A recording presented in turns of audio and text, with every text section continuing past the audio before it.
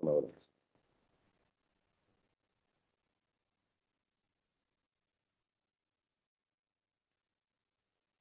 Lords, one copy of the written submissions, but I'm told could not come here, my lords.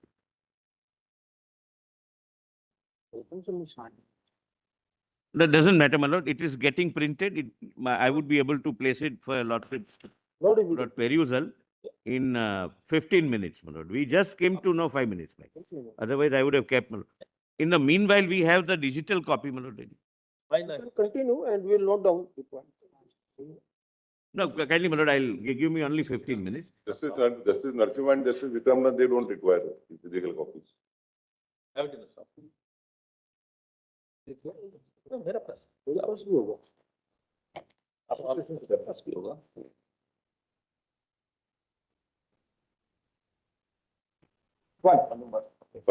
Yes. Article 111 now. 111, 155. 55. I have completed 111. Complete. I have completed 74. My lords would find it at page 128.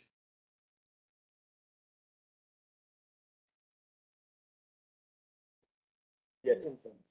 Lord, this is appointment of the governor, and this would, I'm sorry, but this would have tremendous bearing for your lordship's consideration, because Lord, the concept which is going on that the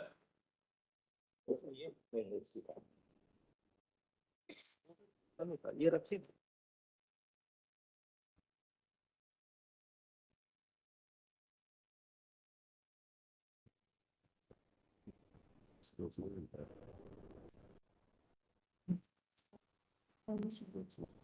what is the significance and sanctity attached to the office of the governor? Lord, that we come to know from the Constituent Assembly debates. Lord, it's not, my lord, an asylum for retired politicians, as, my lord, we understand. It has its own sanctity.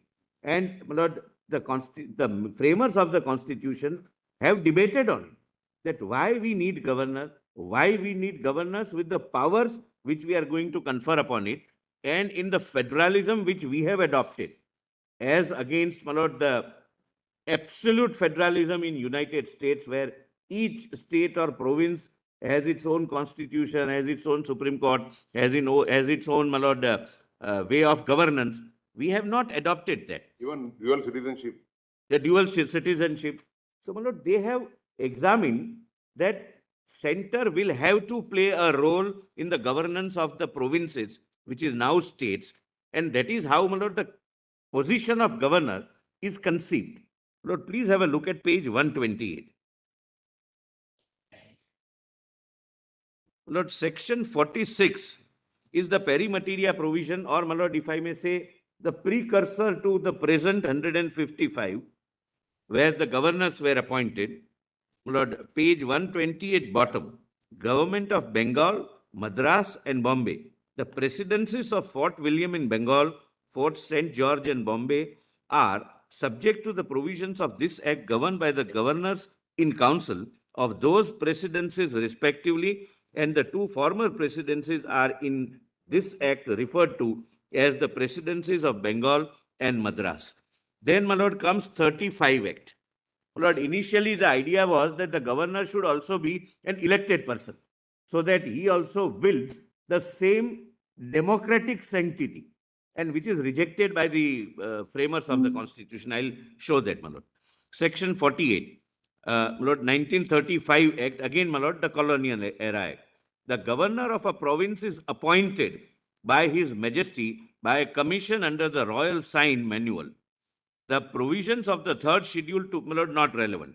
Now, my lord, draft constitution, my lord, which was prepared by Mr. Rao, the governor of a province shall be elected by direct vote of all persons who have the right to vote at a general election for the legislative assembly of the province.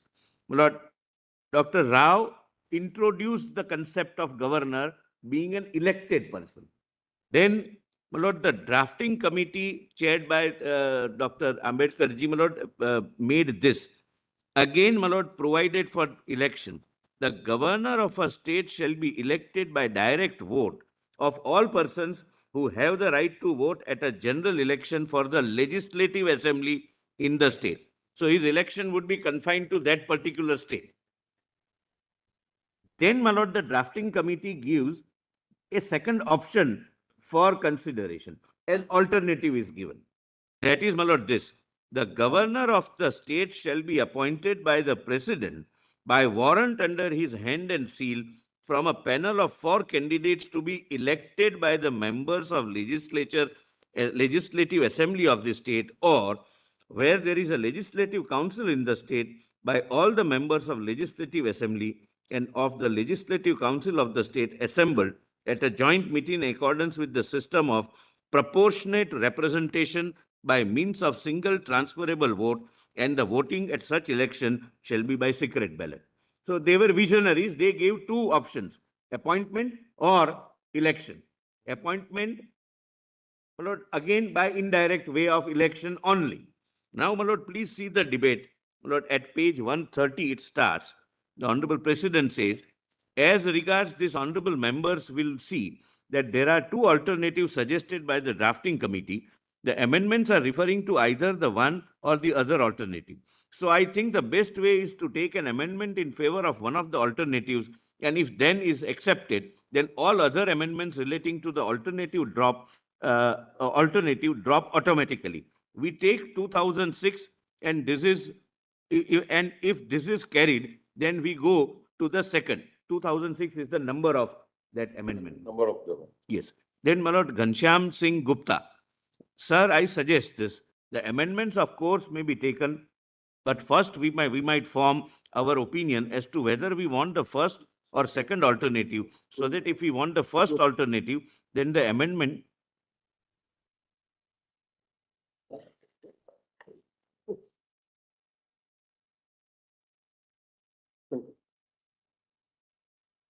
it would come, my lord, in kindly bear with.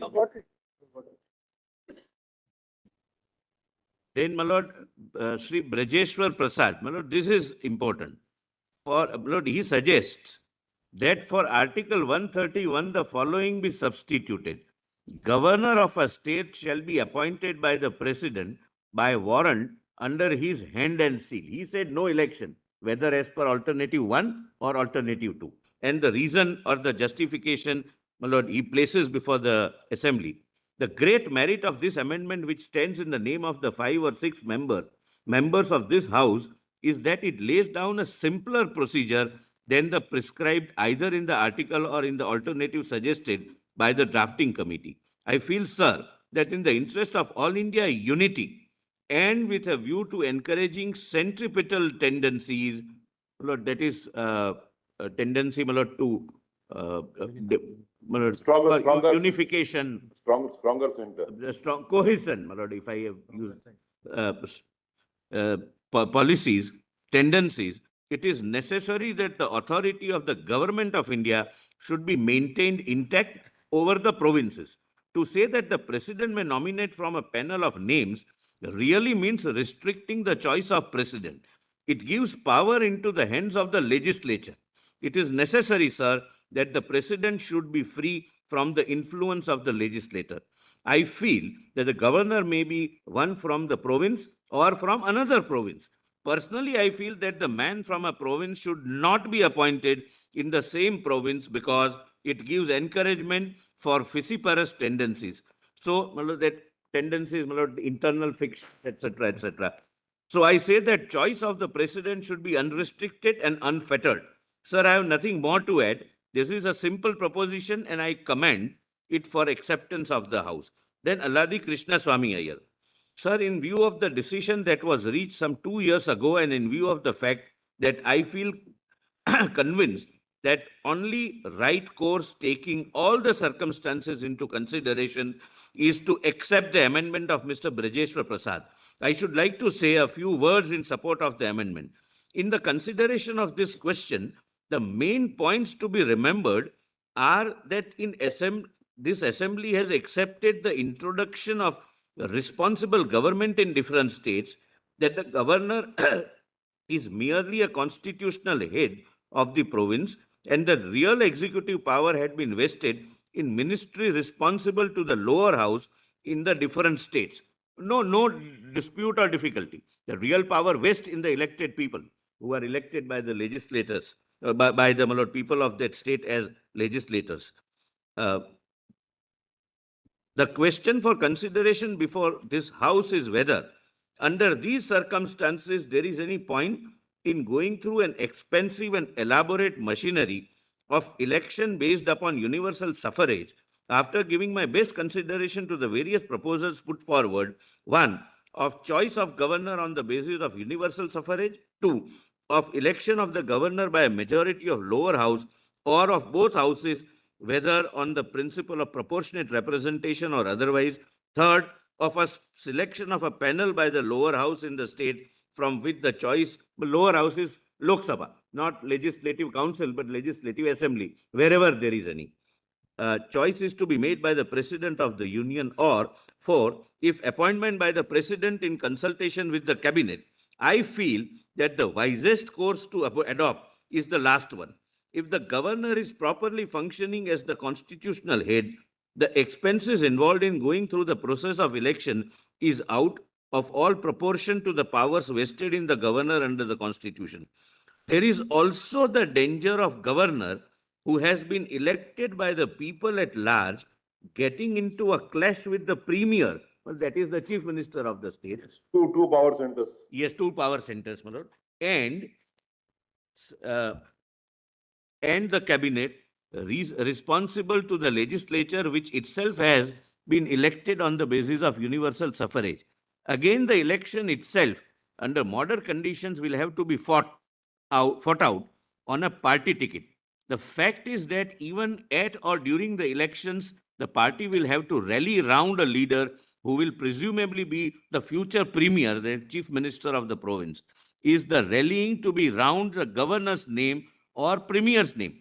In the normal working of the government also, there is a danger of a clash between minister and the governor, whereas the whole basis of the constitutional structure we are erecting depends upon the harmony between the legislature and the executive, and between the executive and the formal head of the government. There is no correspondence between the governor of a state in United States of America and governor under our constitution.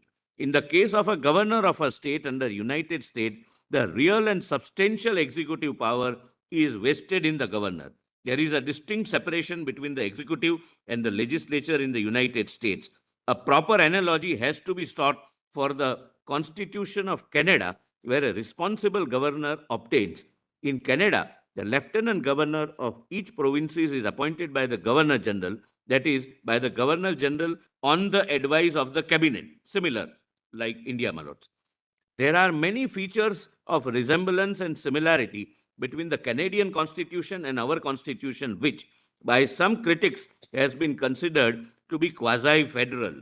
The system, in the main, we have accepted is the principle of responsible government obtaining in the dominions or in different parts of the Commonwealth. Nowhere does the system of election of governor exist where the institution of responsible government is the main feature of the Constitution.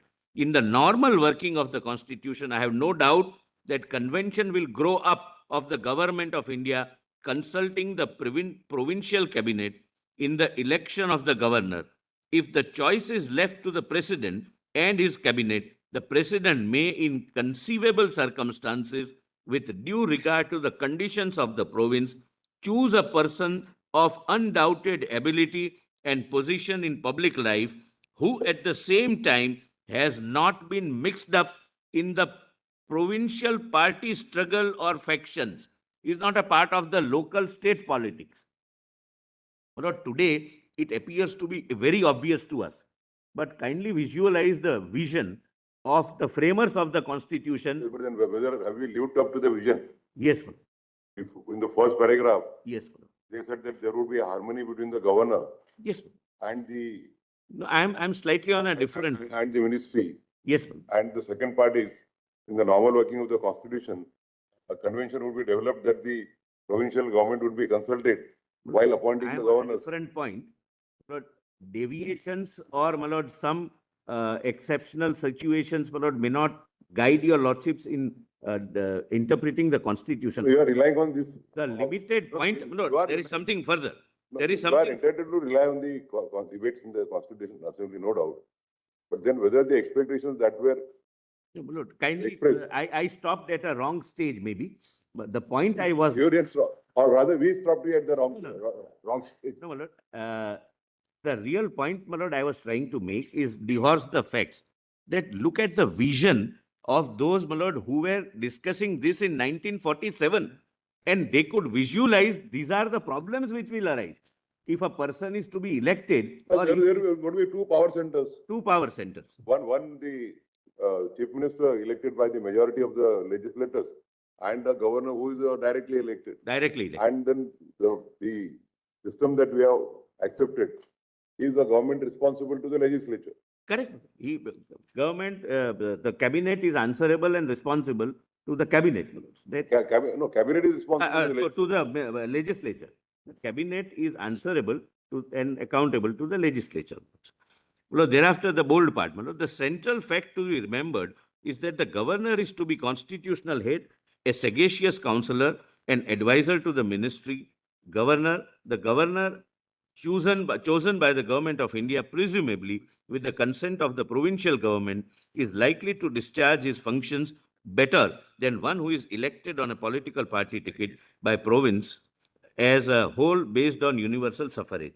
Now, my lord, Pandit Jawaharlal Nehru, lord, says this, my lord. Sir, this debate has already elicited so many speeches that probably every conceivable argument for and against this proposal has been placed before this court. I do not know what I can add to it. My lord, kindly come to, my lord, the bold part. There was the Union Powers Committee, my lord, headed by Nehruji. There was the Provincial Model Constitution Committee headed by my lord Sardar Patel, of which my colleague, the Deputy Prime Minister, was the chairman. After all these considerations and discussions, those committees felt that a certain change was desirable. Thus, even those like Sardar Patel, who themselves put this forward in this house, the other view, feel that the change would be desirable. This was the flexibility of Sardar Patel, my lord. He chaired the provincial committee, took a particular view, and thereafter takes the holistic view and say that some change is desirable. Now, the reasons for this have been stated before the House, and I need not go into them, except to say that I myself originally was not very definite, if I may say so, in my mind as to which would be the preferable course. I preferred something, but not to the extent of considering it as absolutely necessary. But the more I thought about it, the more I conferred with others and discussed with them, the more I felt that from almost every point of view, this proposal that is moved of a nominated governor in the present context of the Constitution was not only desirable from practical point of view, but from democratic point of view too, it was desirable and worthwhile. My lord, now I can skip that, my lord, and kindly come to the bold part. My lord, I have, this is the way, my lord, I generally make it bold so that the relevant part is before your lordships, but we don't consume your lordships' time in reading them. And I must tell your lordships, my lord, I have selected passages from the Constituent Assembly debates which are relevant according to me for deciding this issue by your lordships. There are other debates also on these subjects. Entire debate is placed in volume 4. If your lordships would like to, 4.2, my lord, if your lordships would like to go through it. But these are the relevant debates, my lord, from the standpoint of the issues which your lordships are advising us, my lord. But on the whole, it probably would be desirable to have people from outside, eminent people, sometimes people who have not taken too great a part in politics.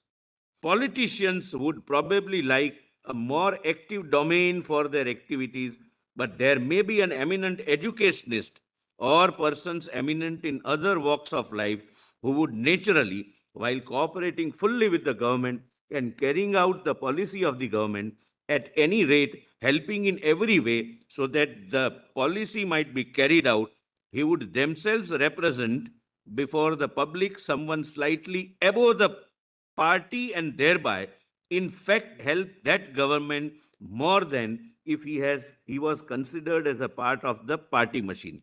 I do submit that there is really a more democratic procedure than the other procedure, in the sense that the latter would not make the democratic machine work smoothly. Then, Dr. Ambedkar, my lords. Yes. My lord, the first part of the Dr. Ambedkar ji is only, my lord, the description or a paraphrasing of what has happened. The second part would be relevant, my lord. Well, that power, your lordship gets, my lord. Well, that power an elected or a nominated governor will have, if he happens to call the wrong person to form a ministry, he will soon find to his cost that he has made a wrong choice. That is not a thing that could be avoided by having an elected governor. Such a governor may have a friend of his choice whom he can call in to form the ministry, and that issue can be settled by the House itself by a motion of no confidence or confidence. But that is not the aspect of the question which is material. The aspect of the question which is material is the governor going to have any power of interference in the working of a ministry which is composed of a majority in local legislature? If that governor has no power of interference in the internal administration of a ministry which has a majority, then it seems to me that the question whether he is nominated or elected is wholly immaterial. That is the way I look at it.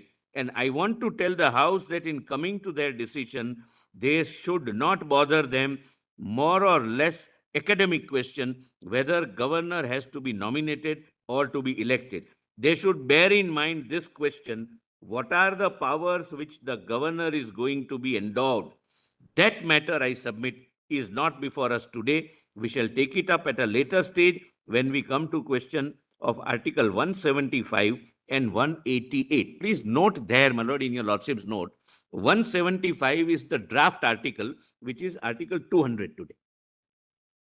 And 188 is emergency powers, my lord, which are not, which we are not concerned at this stage. No, not concerned.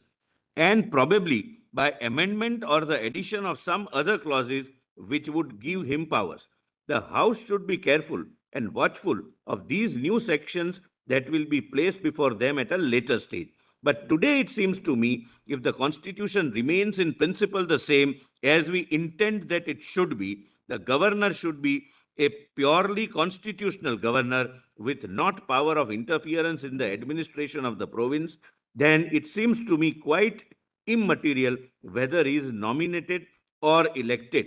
Now, my lord, what is accepted is 131 draft article. The governor of the state shall be appointed by the president by warrant under his hand and seal.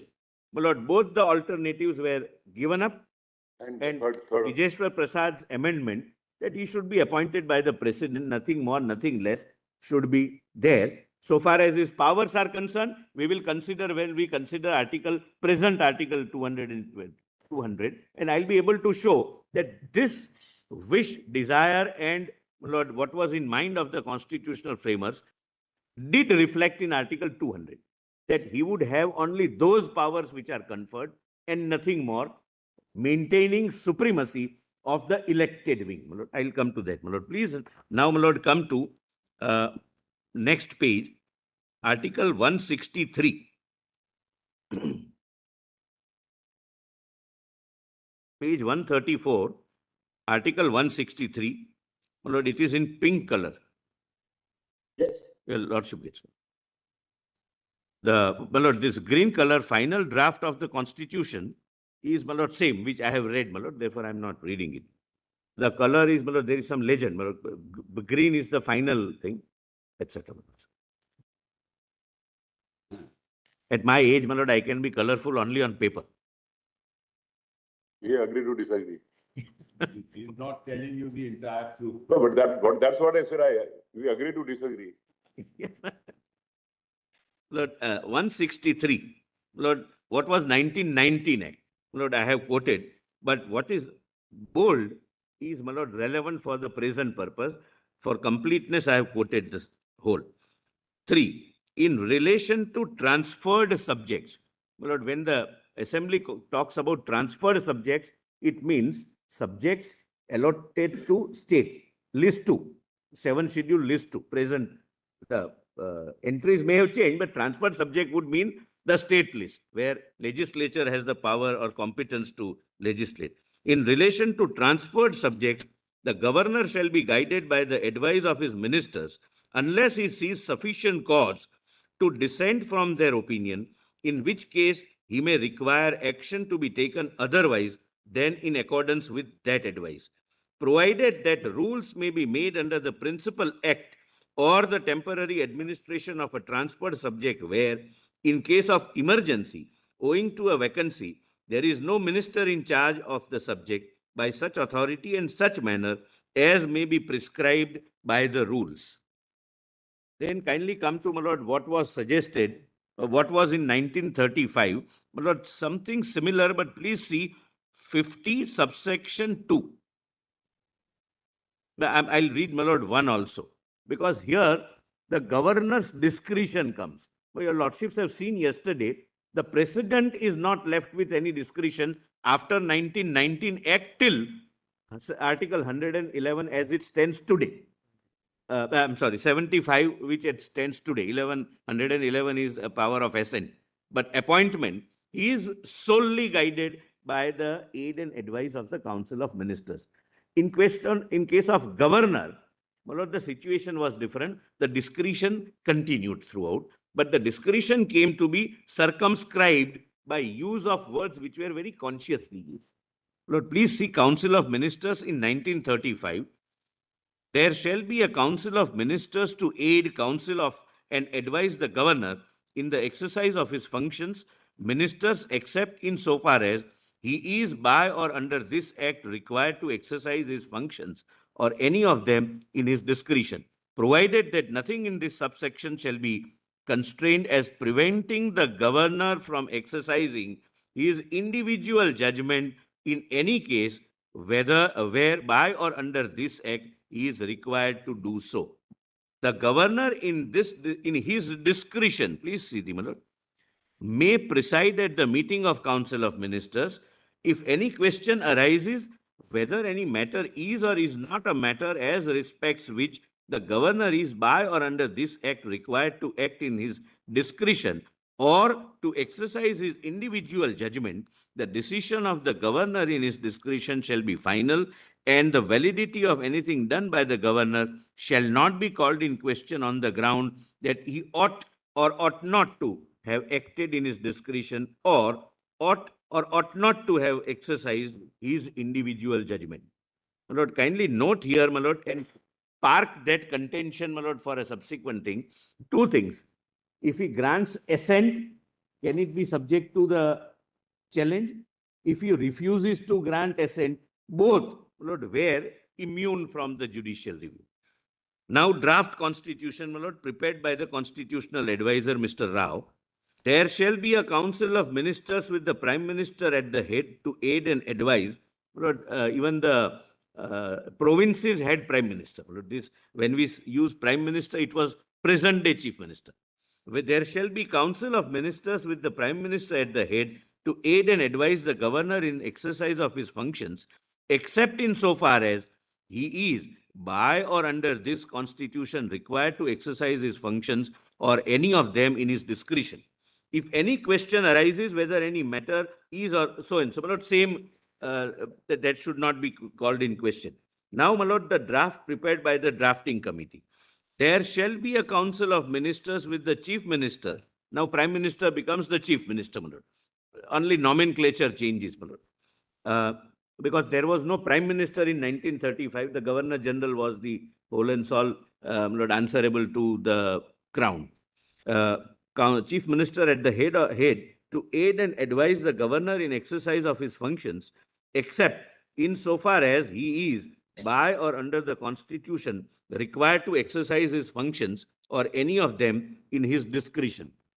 If any question arises whether any matter is or is not a matter as respect, my lord, same, whether he exercises his discretion rightly, wrongly, cannot be gone into. That is, my lord. Now I come to, my lord, the Constituent Assembly debate on this.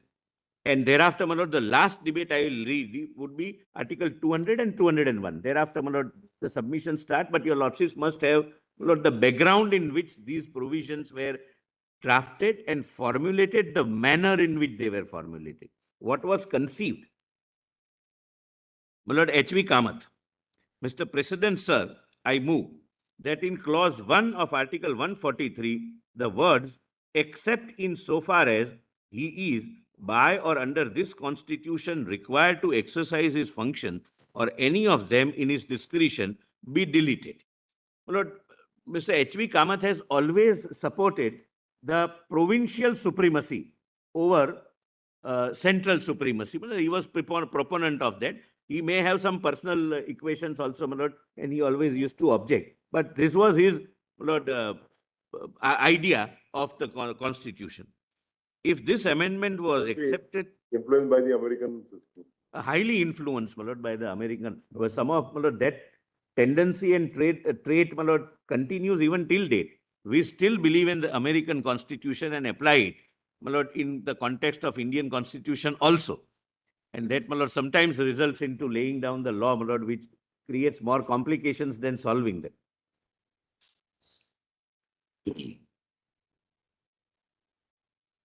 Sir, it appears from the reading of this clause that the Government of India Act 1935 has been copied more or less blindly without mature consideration. My lord, this is kind of a personal affront to Dr. Ambedkar, that you have copied something without applying your mind. There is no strong or valid reason for giving the governor more authority, either in his discretion or otherwise, vis-a-vis his ministers, than has been given to the president in relation to his ministers. If we turn to Article 61(1), we find it reads as follows: there shall be a council of ministers with the chief minister at the head to aid and advise the governor in the exercise of his function. When you, sir, raised a very important issue the other day, Dr. Ambedkar clarified that his clause by saying that the president is bound to accept the advice of his ministers in the exercise of all his functions. But here, Article 143 vests certain discretionary powers in the governor, and to me it seems that even as it was bad enough.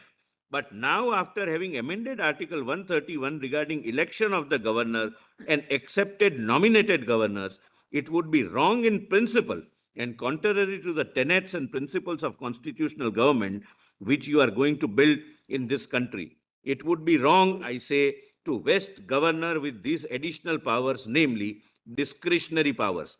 I feel that no departure from the principle of constitutional government should be favored except for the reason of emergency, and these discretionary powers must be done away with. I hope this amendment of mine will commend itself to the House. I move, sir. Then, my lord, Mr. Krishnamachari, my lord, who generally echoes the views of Dr. Ambedkar. No, both of them were, Mr. Krishnamachari was members of the drafting committee. And it was, my lord, most of the replies to the amendments are either replied by Dr. Ambedkar or by T.T. Krishnamachari, my lord. Your lordships are right. I'm grateful.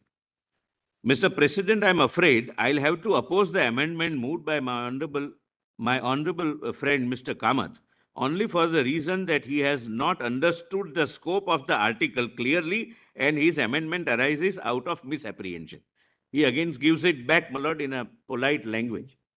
Sir, it is no doubt true that certain words from this article may be removed, namely those which refer to the exercise by the governor of his functions, where he has to use his discretion irrespective of the advice tendered by his ministers. Actually, I think this is more by way of a safeguard, because there are specific provisions in this draft constitution which occur subsequently, where the governor is empowered to act in his discretion irrespective of the advice tendered by his council of ministers.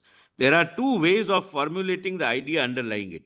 One is to make a mention of this exception in this Article 143 and enumerating the specific power of the governor where he can exercise his discretion in the articles that occur subsequently, or to leave out any mention of this power here and only state it in the appropriate article.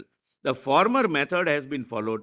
Here, the general proposition is stated that the governor has normally to act on the advice of the ministers, except insofar as the exercise of his discretion covered by those articles in the Constitution in which he is specifically empowered to act in his discretion. So long as there are articles occurring subsequently in the Constitution where he is asked to act in his discretion, which completely cover all cases of departure from the normal practice to which I see my honorable friend Mr. Kamath has no objection. I may refer to Article 188. I see no harm in the provision in this article being as it is. If it happens that this House decides that in all subsequent articles the discretionary power should not be there, as it may conceivably do, this particular provision will be of no use and will fall into desuetude. The point that my honorable friend is trying to make, while he concedes that the discretionary power of the governor can be given under Article 188, well, that is 200. No, I'm sorry, 356. My apologies. That's emergency. Emergency. Proclamation of But, emergency. one interesting thing, my lord, an unfortunate thing, when 356 was being drafted by the Constituent Assembly, Mr. Kamath again, my lord, objected to that central government cannot be conferred power. So Kamath was not in the drafting committee. No, in the When Constituent. it was debated in the Constitution. Yeah, when it was debated in the Constitution, he objected that central government should not have the power to impose precedence rule, and therefore Article 356 should not be there.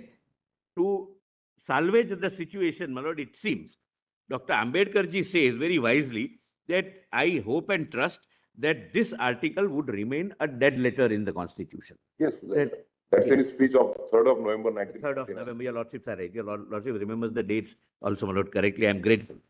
Now, my lord, Student of law. my lord, we are all students of law. My lord, unfortunately, in the first government which was formed after the first election under Pandit Nehruji, Lord, the first 356 use came in Kerala state. Nambudripad was the popular leader and he was unseated under Article 356. I'm not going into the politics of it. But that debate was going on, my lord, in the parliament, and debate was whether it should be exercised or not. And Mr. Kamath, my lord, made one comment which, my lord, I think he should have avoided. He said that when the Constitution was being debated in the Constituent Assembly, Dr. Ambedkar said that this article would remain a dead letter word in the Constitution. Today, Dr. Ambedkar is dead, but the constitutional provision remains and it is being operated. So possibly he had some personal, my lord, equations. But be that as it may, my lord, we are not concerned with that. One is entitled to have his own view. No view, my lord, certainly. He might be having a view that why should an elected government in a province Should be should be dislodged. under the control of the central government through the governors. No, he always, my lord, he was an absolute provincialist, that it should be completely immune from any central interference.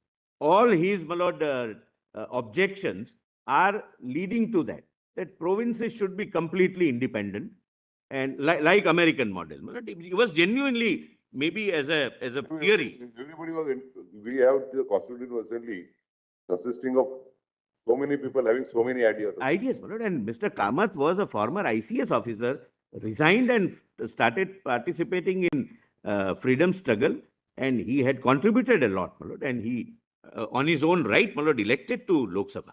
So he was not just a, my lord, troublemaker. He had a very strong view, and maybe some, my lord, we all have, my lord, likes and dislikes.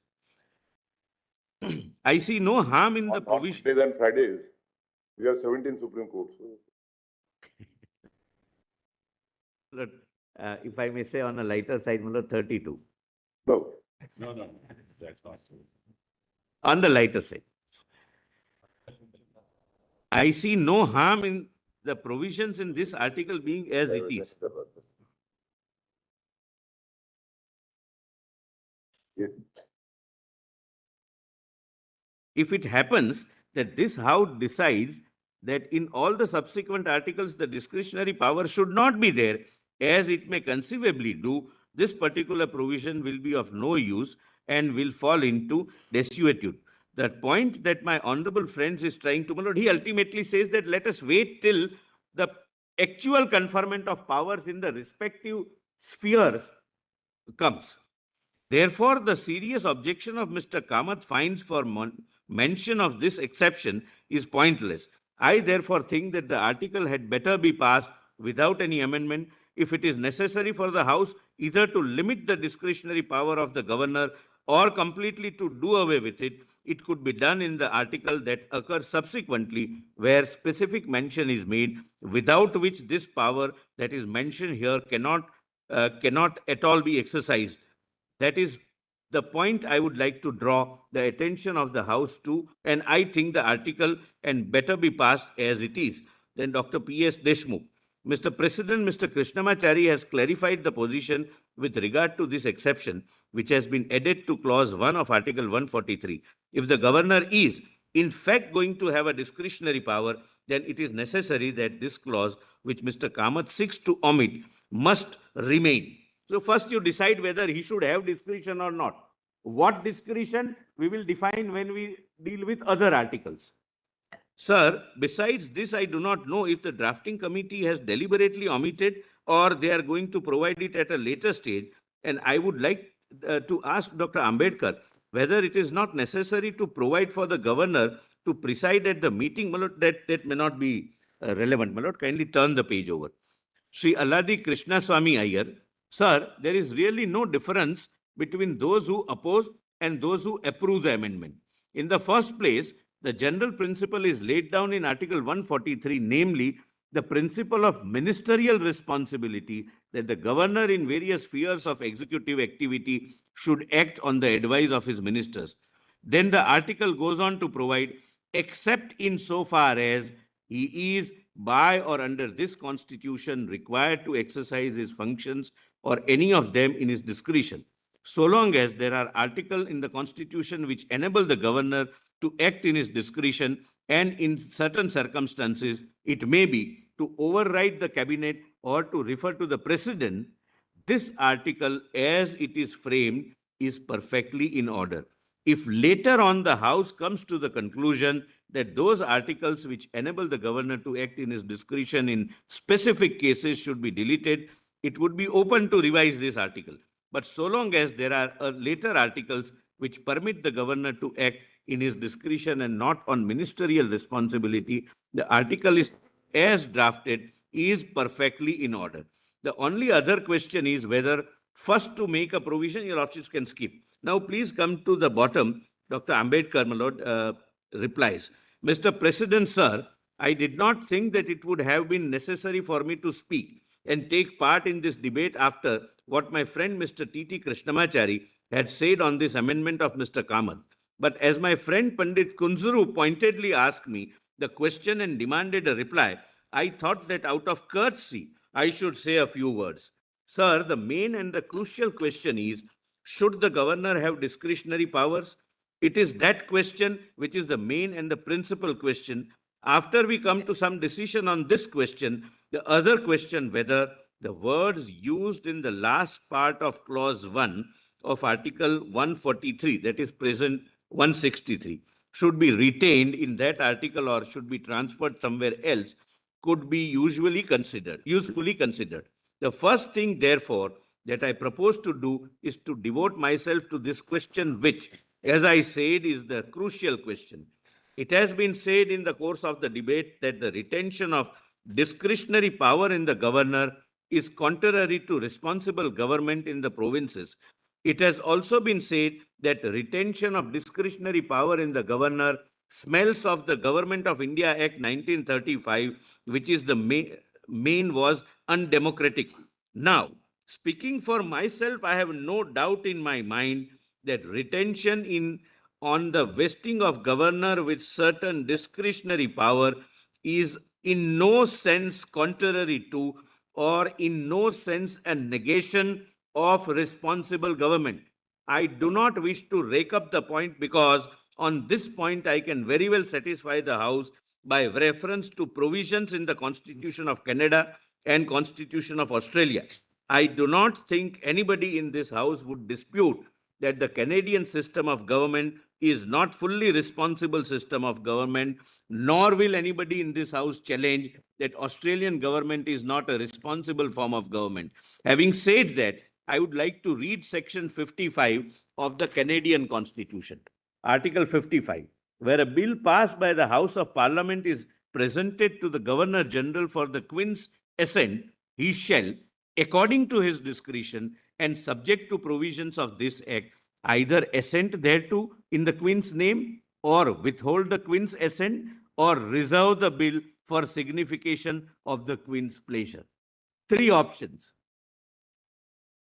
Pandit Hridaynath Kunzuru, may I ask Dr. Ambedkar, when the British North America Act was passed, Dr. This was kindly a sarcastic question, it seems. The Honorable Dr. Ambedkar, that does not matter at all. The date of the act does not matter. I mean, nearly a century ago. Dr. Mr. Kaman says that you are referring to.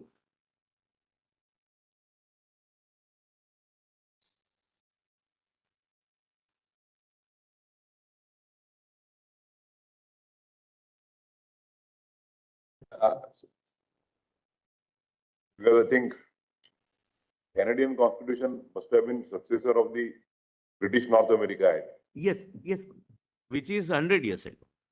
Therefore, he says that you are relying upon something which is 100 relying years. on a provision which is a century old. Century old, my lord, but without, while forgetting, I have nothing turns on that a provision which has withstood the test of time for 100 years would not become invalid or not acceptable merely because of the vintage. That's what Dr. Ambedkar deals in the next Dr. paragraph. Ambedkar says this. This is my reply. The Canadians and Australians have not found it necessary to delete this provision even at this stage. They are quite satisfied that the retention of this provision in section 55 of the Canadian Act is fully compatible with responsible government. If they had felt that this provision was not compatible with responsible government, they have even today, as dominions, the fullest right to abrogate this provision. Dominions means dominions of the Commonwealth, my lord, under the sovereign. Dominions, the fullest right to abrogate this provision. They have not done so. Therefore, in my reply to Pandit Kunzuru, I can very well say that the Canadians and Australians do not think that such a provision is an infringement on the responsible government. Then Loknath Sharma, on a point of order, sir, are we going to have the status of Canada or Australia? Or are we going to have a federal republican constitution? Then Dr. Ambedkar, I could not follow what he said. If, as I hope, the House is satisfied that the existence of a provision vesting a certain amount of discretion in the governor is not incompatible or inconsistent with responsible government, there can be no dispute that the retention of this clause is desirable and, in my judgment, necessary.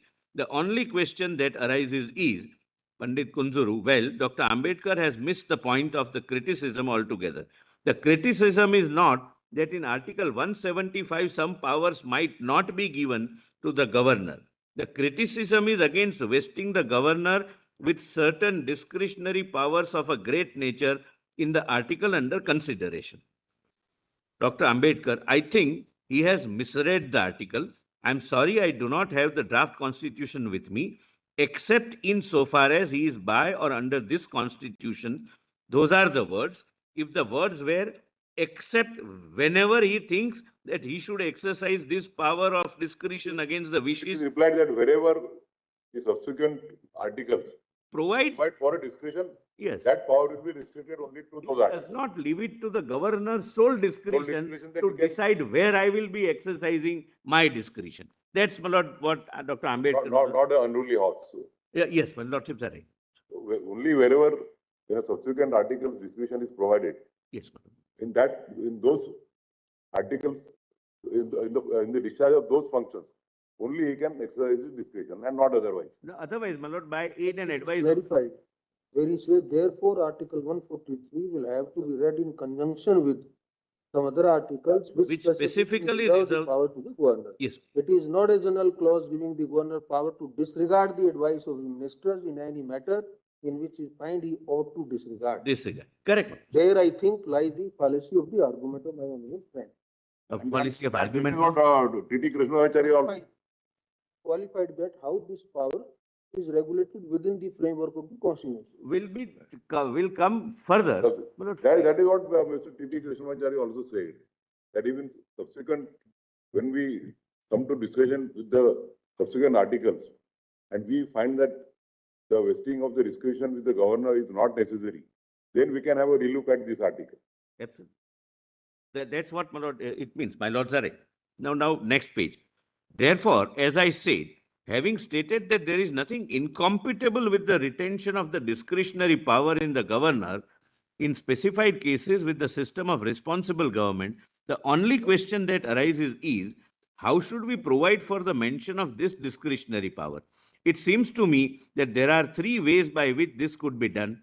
One way is to omit the words from Article 143, that is 163 today, as my honorable friend Pandit Kunzuru and other desire, and to add to such articles as 175 or 188, that is 200 and the emergency powers, or such other provisions which the House may hereafter introduce, vesting the governor with discretionary power, saying notwithstanding Article 143, the governor shall have this or that power.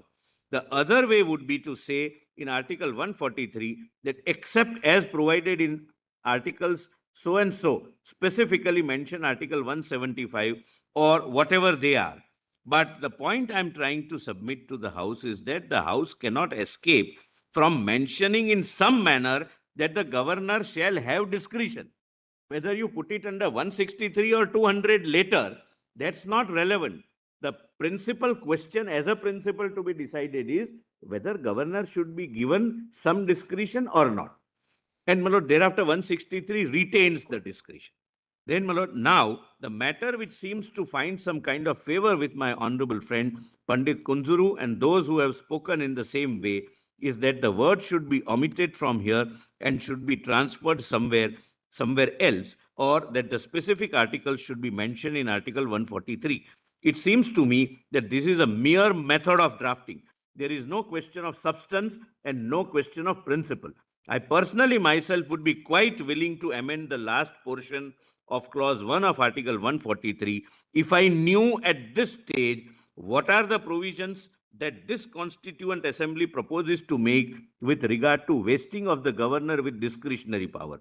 My difficulty is that we have not yet come either to Article 175 or 188, nor have we exhausted all possibilities of other provisions being made, vesting the governor with discretionary power.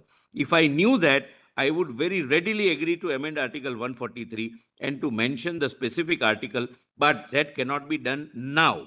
Therefore, my submission is that no wrong could be done if the words as they stand in the Article 143 remains as they are. They are certainly not inconsistent. Conferment of discretion. Is there a revisitation of this debate after the debate of 175 and 188? No, Yes. No, there isn't. Yeah, yes. it's not there. There isn't. Lord, Suppose in- at that time, we didn't have anything like Lord, in when impact assessment of a statute. Or as of now, Your if Lordship. we see the amount of litigation it has thrown by having provisions of this nature, perhaps that could tell us whether the vision was right or not right. Because the validity or correctness of a thought would come by its performance. How it End of operates. today, experience. how it operates, Of how today, it has amount of operated. litigation it would have thrown. Which could perhaps be My lord, avoided. I may with make certainty and one- clarity. Lord, I may make one thing clear. While reading this debate, my lord, it is not my intention to argue and ultimately, my lord, raise a contention that governor has absolute discretion. That's not the purpose of reading this.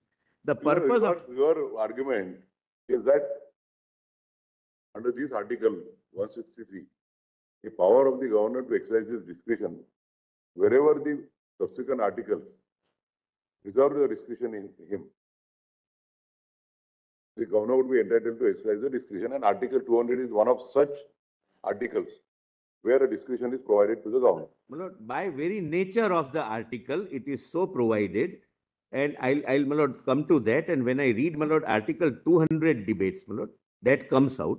Because, my lord, There are, as my Lord Justice Nasima rightly says, we understand the constitutional principles based upon how the function, how it has operated, how it has worked. My Lord, there are some conventions which are also developed. For example, my Lord, 163 says that the governor will act on the aid and advice of the Council of Ministers.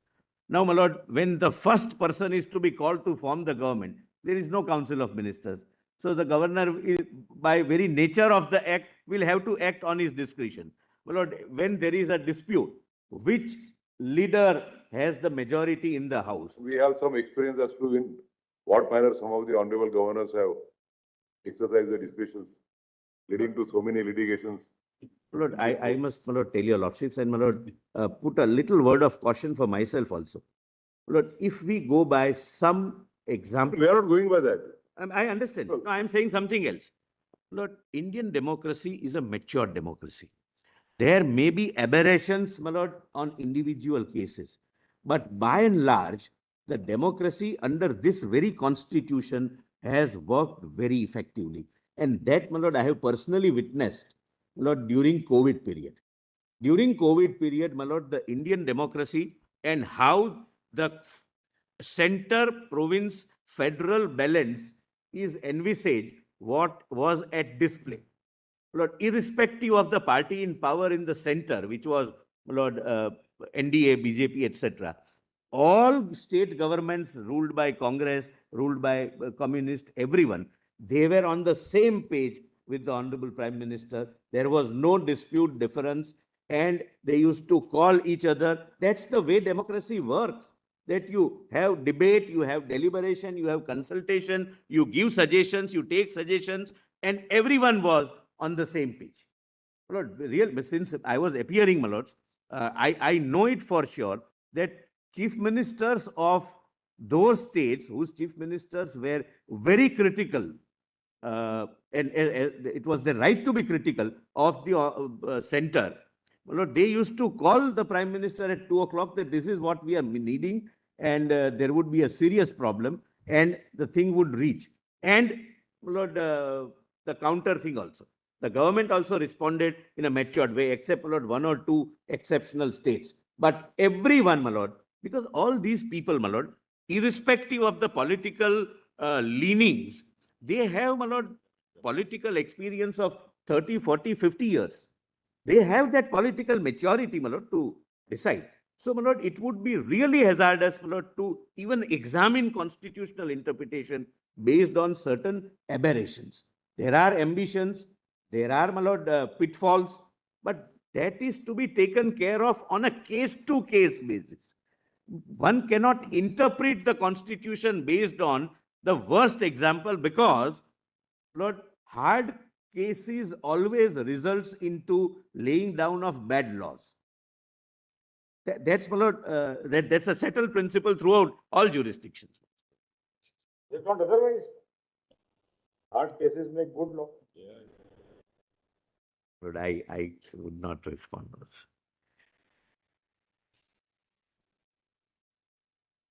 Then Dr. Ambedkar. Of course, there is because we do not want to waste the precedent with any discretionary power because the provincial governments are required to work in subordination to the central government. And therefore, in order to see that they do act in subordination to the central government, the governor will reserve certain things in order to give the president the opportunity to see that the rules under which the provincial governments are supposed to act under the according to the constitution or in subordination to the central government are observed. Please mark this, my Lord. This is, my Lord, the fundamental foundation of, my Lord, the Constituent Assembly. And this is what was the thought, the principle of constitutionalism in the mind of Dr. Ambedkar, that they must be free to take decision, but there must be some level of, Lord, deference to the central government because we have a quasi-federal constitution. Then H.V. Kamath, will it not be better to specify certain articles in the constitution with, my Lord, he continues, my Lord, with his objection, my Lord. I may skip that. Now, my Lord, kindly come to present, my Lord, green is Article 163, which is at present, that normally, I'm paraphrasing, the governor will act in accordance with the aid and advice of the Council of Ministers, and governor must do it. We are not arguing A versus B. I'm assisting the court because we are seeking your lordship's opinion. So I'm just giving what is my reading of the Constitution. Governor will have to act on the aid and advice except where he is having discretion, either conferred by the constitutional provisions or by the very nature of the power which he is exercising. Then, my lord, 200 and 201, and this is the last provision which I will bother your lordships with the Constituent Assembly debates, my lord, and then I'll come to other submissions, my lord. Please see Government of India Act 1919. This is very relevant because this is directly in question. This is precursor to Article 200. What are the options available for the governor when a bill is presented to him? Is he supposed to sign it as an automated person, as my lord, one word which is The postman. he's not a postman. That's what, my lord, my effort would be, and that comes out from the constituent debate. The very nature, in the very manner in which Article 200 is couched, the language which is used, it gives him options. And when I am given 3 options, means I have been given discretion to choose one of them. The word discretion being used or not used will make no consequence if I am given 3 options or 4 options. I'll show that, my lord. Please come to, my lord, section 12 of Government of India Act 1919. And this would be, my lord, relevant, directly relevant for the present purpose. Where a bill has been passed by a local legislative council, the governor, lieutenant governor, or chief commissioner may, instead of declaring that he assents to, or first option, my lord, is granting assent, assents to, or withholds his assent from the bill. Second option, return the bill to the council for reconsideration. Third option, either in whole or in part, together with any amendments which he may recommend, or in cases prescribed by rules under the Principal Act may, and if the rules so require shall, reserve the bill for consideration of the Governor General. That is precedent. So 4 options: assent, withhold, return to the House, or refer it to the Governor General, which is the present day president, for his assent. Where a bill is reserved for the consideration of the Governor General, the following provisions shall apply when it goes to the President in the present terminology.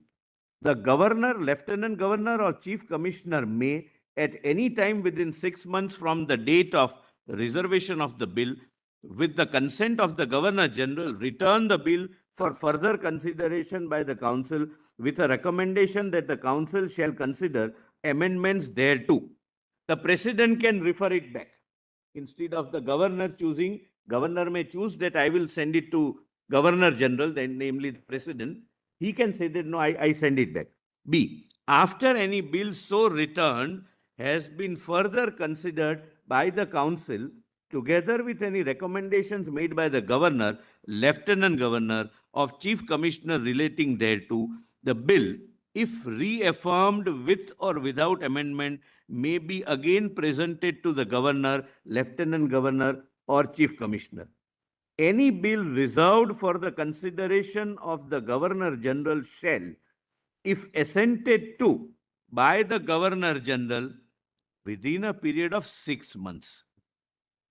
Time limit was prescribed by the Act itself for the President equivalent, namely the Governor General, to act. And I'll come to, my lord, that as soon as possible part. That is also, my lord, taken care of. From the date of such reservation become law on due publication of such assent, in the same way as a bill assented to by the Governor, Lieutenant Governor, or the Chief Commissioner, but if not assented to by the Governor General within such period of 6 months, shall lapse. Consequence also provided, time limit stipulated, and consequence provided, meaning thereby the time limit is mandatory, not discretionary. and be of no effect unless before expiration of that period, either one, the bill has been returned by the governor, lieutenant governor, or chief commissioner for further consideration by the council, or in the case of the council not being in session, a notification has been published of an intention so to return the bill at the commencement of the session. The Governor General may, except where the bill has been reserved for his consideration, instead of assenting to or withholding his assent from any act passed by local legislature, declare that he reserves the act for the signification of his majesty's pleasure. Well, this was a standalone provision because there was someone above the Governor General, the present day president. Here, my lord, president is There's no one above. no one above. Assenting to withhold, my lord, therefore, my lord, and I would come to that, my interpretation of the term withhold is that it is not given effect to it falls through. That's how the Supreme Court has read. Falls through. And please, my lord, read, my lord, these provisions in this context. Now, 13. Provision for case of failure to pass legislation in Governor's Legislative Council.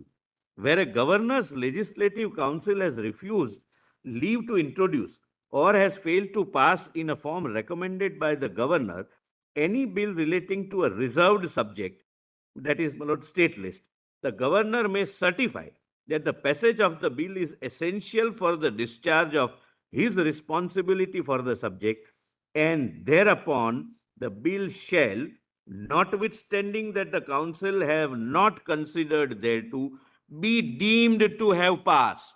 There is a deeming provision made by way of a statute. Deeming provision of a bill having been passed can be made either by a statute or by amendment of the Constitution. I'll come to that little later, my lord, whether that can be done by a judicial verdict, that's a separate argument. And shall, on signature by the governor, become an act of the local legislature in the form of the bill as originally introduced or proposed to be introduced in the council, etc. My lord, rest of them may not, my lord, assist your lordships. Please come to, my lord, my lord, 72 is the draft bill of the constitutional advisor. And my lord, kindly come to, my lord, first 70, my lord, Assent. This is again 1935 Act. What I read was 1919 Act, now 1935 Act. A bill which has been passed by the Provincial Legislative Assembly, that is, my lord, present day State Assembly, or in case of a province having a legislative council, has been passed by both chambers of the provincial legislature, shall be presented to the governor, and the governor, in his discretion, my lord, the other side would harp upon this, that there was a discretion which now no longer exists in Article 200. Therefore, I am highlighting, my lord. In his discretion, shall declare either that one, he assents in his majesty's name to the bill, second, or that he withholds assent therefrom, third, or that he reserves the bill for consideration of the Governor General, that is, my lord, President, provided that the governor may, in his discretion, return the bill. This is the fourth option. Return the bill together with a message requesting that the chamber or chambers will reconsider the bill or any specified provisions thereof, and in particular will consider the desirability of introducing any such amendment as he may recommend in his message. And when a bill is so returned, the chamber of chambers shall consider it accordingly. It stopped here. So three options, he can straightway say, I withhold, I grant assent. He can say, I withhold the assent, meaning thereby I will show the bill falls through.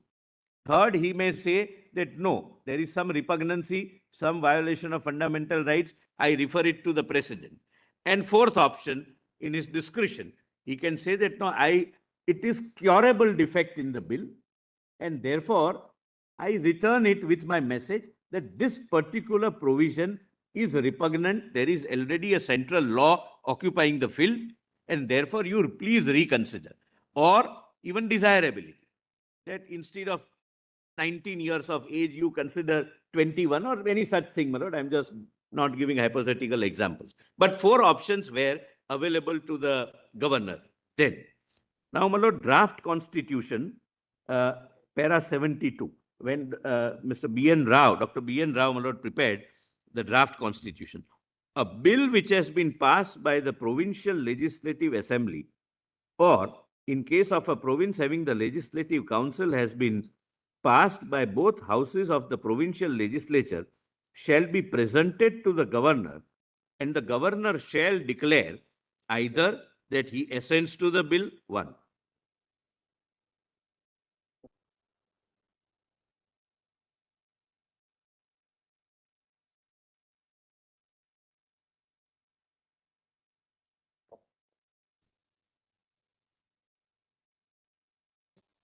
Yes.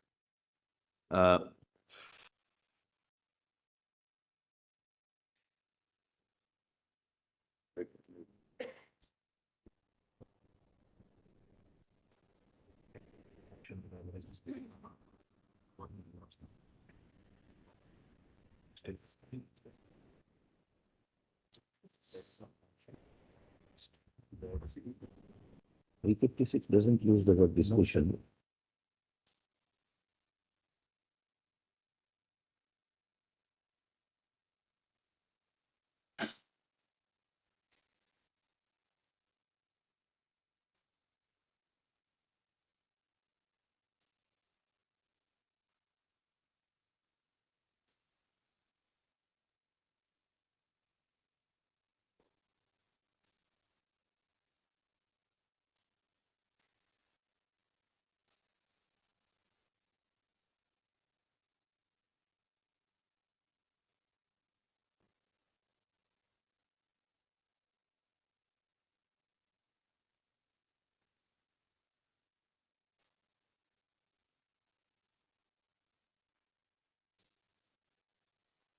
Yes.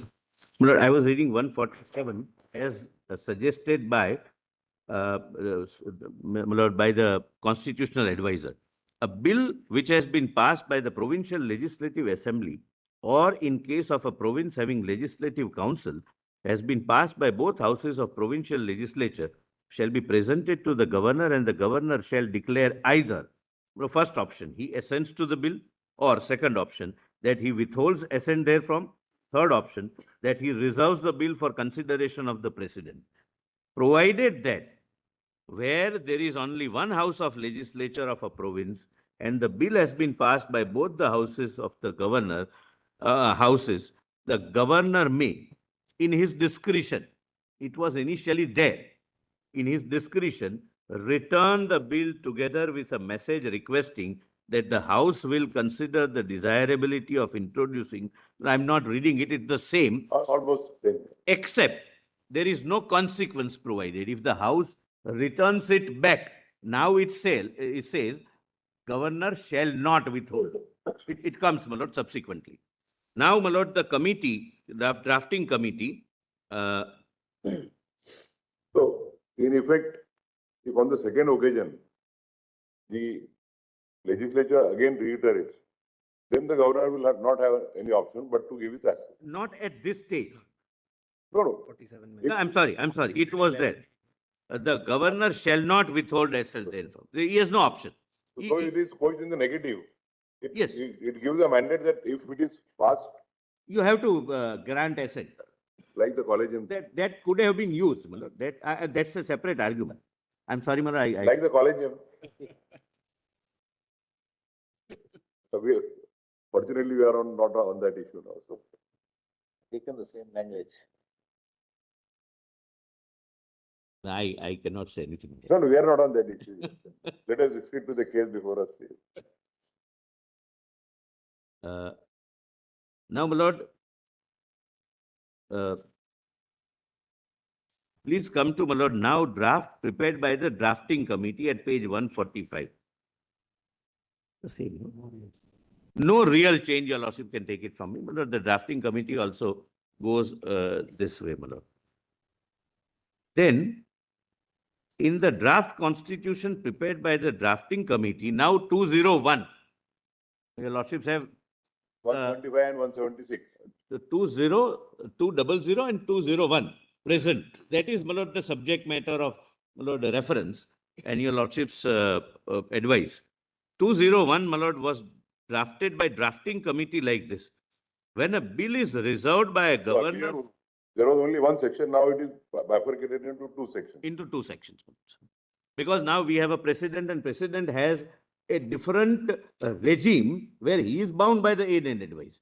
He does not have, my lord, the choice, etc. I'll come to that. Please have a look. When a bill is reserved by a governor for consideration of the president shall declare either that he assents to the bill or that he withholds assent therefrom. Two options. Third option, provided that where the bill is not a money bill, the president may direct the governor to return the bill to the house, or as the case may be, the houses of the legislature of the state, together with such a message as is mentioned in the proviso to the last preceding article. And when a bill is so returned, the house or houses shall reconsider it accordingly. Please mark this, my lord, within a period of 6 months. This continues. Whenever Constitution intended to provide for a timeline, the Constitution has provided for. This continues even in the present Article 201. And therefore, it is not permissible to lay down any timeline in other articles. I'll come to that. That's a separate point, my lord. Now, my lord, the debate, this debate, my lord, both of us would be relying upon. The other side would also, in fact, there cannot be any other side when it is a presidential reference. But, my lord, the other side point of view, my lord, they would also, Other point of view. other point of view, my lords, they would also rely upon to say that the discretion was taken away. My lord, apropos, my lord, Justice Narsimha's question, whether subsequent debates throw any light on that discretion or not. Because Dr. Ambedkar says that whenever... That was not what my learned brother pointed out. That after the subsequent articles were discussed, like 200 and 201, wherein discretion was provided, was there a relook on the earlier article which provided for discretion? No, There was no. there was none, but it comes in 200. Because Because when P.T. Krishnamachari and both Dr. Ambedkar, they say that if in subsequent articles, if we do not provide for discussion, then we may have a look at this article. We will see, because the wording says, my difficulty is that, I'm quoting from his state. I do not know what... Difficulty is that we have not as yet come either to Article 175 or 188, nor have we exhausted all the possibilities of other provisions being made, vesting the governor with the discretionary power. He said as and when. We'll see at 200. In all Yeah, your lordships are right. My lord, that one Article 175 debate is... It was not necessary because in the subsequent articles, they provided for discretion. So there was no question of again having a relook at. But, my lord, this is the debate. Page 146 is that debate which my lords were referring to. But, my lord, please bear in mind that in 163, the discretion remained. That aid and advice except subject to, my lord, by or under the Constitution. And I may tell your lordships, subsequently, there are no articles which specifically uses the word discretion. Subsequent to Article 163, there are no articles which confers discretion. But after reading this, my lord, debate, my submission for your lordship's consideration is going to be that if the article itself gives him options to choose from, use or not use of the word discretion does not matter, because he is that you choose from either of these four. Then the discretion has to be exercised among the options given in that article. Lord, I'll come to that. I'll come to that. If the article provides for 4 options, Yes. then the discretion would be restricted to only one of those 4 options. Correct. I bow down. It cannot be beyond that. Governor is bound by one of those 4 options. Governor is bound by one of those 4 options. But which option to choose from? It is discretion. It is his discretion. My lord, for example, for the purpose of granting assent, the Council of Ministers would always say that grant assent, it is our bill. So there is no question of, my lord, he is using discretion. That will be relatable only to that part of the question where it is sent back to the assembly for reconsideration. And it is coming back to him. At that second stage, will he No be discretion. entitled to send it back to the president for his approval? There he would have the discretion. This is where you are talking about. That is there, he would have the discretion. He cannot withhold it. That's your argument. But, yeah, that's my argument. My lord, but the problem has arisen because of state of Punjab judgment. Not the state of Punjab judgment. I'll come to that, my lord. The issue relating to timelines is not relatable to the options. No, that's a separate point. That's a separate. Your lordships are right. Timeline has nothing to do with the option or discretion, etc. Since I was there, since I was showing the provision where the Constitution itself prescribed time limit, since I was reading the provision which itself provided for time limit, I just as a reference said that whenever the makers wanted, they have provided for the time limit. And if it is required, it can be done by a constitutional. Timeline which you are referring to is for reconsideration by the legislature. Legislative time. That is not a Not the timeline given executive for time. the governor. Exactly, that's my case. That's my case. That now you are reading something which the Constitution has provided, not provided. So ultimately, probably, Mr. Solicitor, possibly there can't be any serious dispute with regard to the 3 or 4 expressions used in 200. Assent, shall declare, assent, or withhold, send to the president for advice. And third is that may return. But the word in his discretion has been omitted on the suggestion of Dr. Ambedkar. Earlier the draft was About his discretion. your lordships are absolutely. Dr. Ambedkar advised that no, we should delete these words, those were deleted. Yes. So these are the options available. Probably the central point of debate will be, what do we mean by withhold? I'm grateful. That will be the central point. I'm Is it withhold means that after withholding it means that you are not assenting and you are for the time being withholding yourself. Withholding for what? Either to return to the assembly for reconsideration with your message or advice, Punjab judgment says. or you send to the president. For example, there may be a draft bill touching upon or encroaching upon the power of the parliament under list 1. Governor is well within his right to say, state assembly can't pass it. So therefore you can either advise them that look here, you need to look into it. You can't encroach upon list 1. This is not within your domain. Or he will send to the president of India saying, the state has attempted, the state legislature has attempted like this. In my considered opinion, such a bill will fall under entry number so and so, for which state legislature is incompetent. And Honorable President will take the final call on that. The only issue will be this one. Probably Yes. Not, Lord, only issue will be, and I'll come to that after reading this.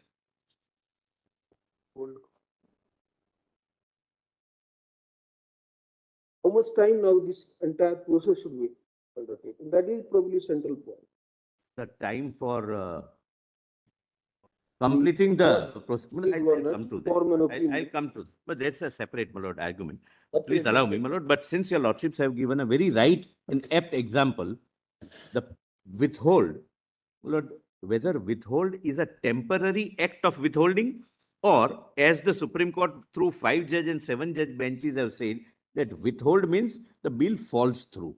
Because there are circumstances where, suppose, my lord, normally the legislature is not expected or is not supposed to pass egregious, my lord, something, my lord, very extraordinary bills which are beyond their competence. But suppose, my lord, how we read the Article 200.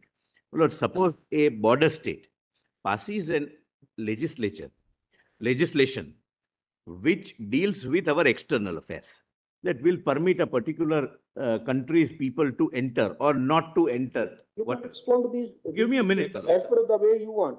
You are only pointing out that rest of the this discussion ultimately leads to the final bill at page 150. And probably thereafter this issue arises. Your lordships are right. My lord, then he cannot assent He cannot refer it to the president because it's not a repugnancy issue. He cannot return it to the house because once he returns it to the house and house repasses it, then he is bound, he cannot withhold it. Then he will have to withhold, my lord. And I have given the examples. It is to be used rarely, sparingly. But that's the way the situation is. Sorry, what is your submission? My lord, there can be There are four instances, four options. Either he assents to the bill I am not giving you. or withholds assent therefrom. And that he reserves the bill for the consideration of the president. president. So according to you, the withholding of the assent, the second option, can be unlimited. It's not, my lord, a temporary withholding. My lord, can I go, my lord, a little, my lord, in the chronology so that I can make that point good? Yes, my lord, my answer is yes. That withhold means the bill falls through. That's how, my lord, the 5-judge bench and 7-judge benches have understood, my lord, this Article 200. And I have given examples. But then, if he doesn't, if he doesn't exercise the option of resending the bill for reconsideration to the governor, still he can withhold it for a time immemorial. It dies. It dies. It is to be used rarely, but the power is conferred. My lord, rather than, my lord, entering into this debate right now, can I, my lord, just give the background? Like for example, in the in the Tamil Nadu case, 10 out of 12 bills, after the first consultation, he said, I am withholding these 10. But you are not talking about a situation where he would communicate saying that I have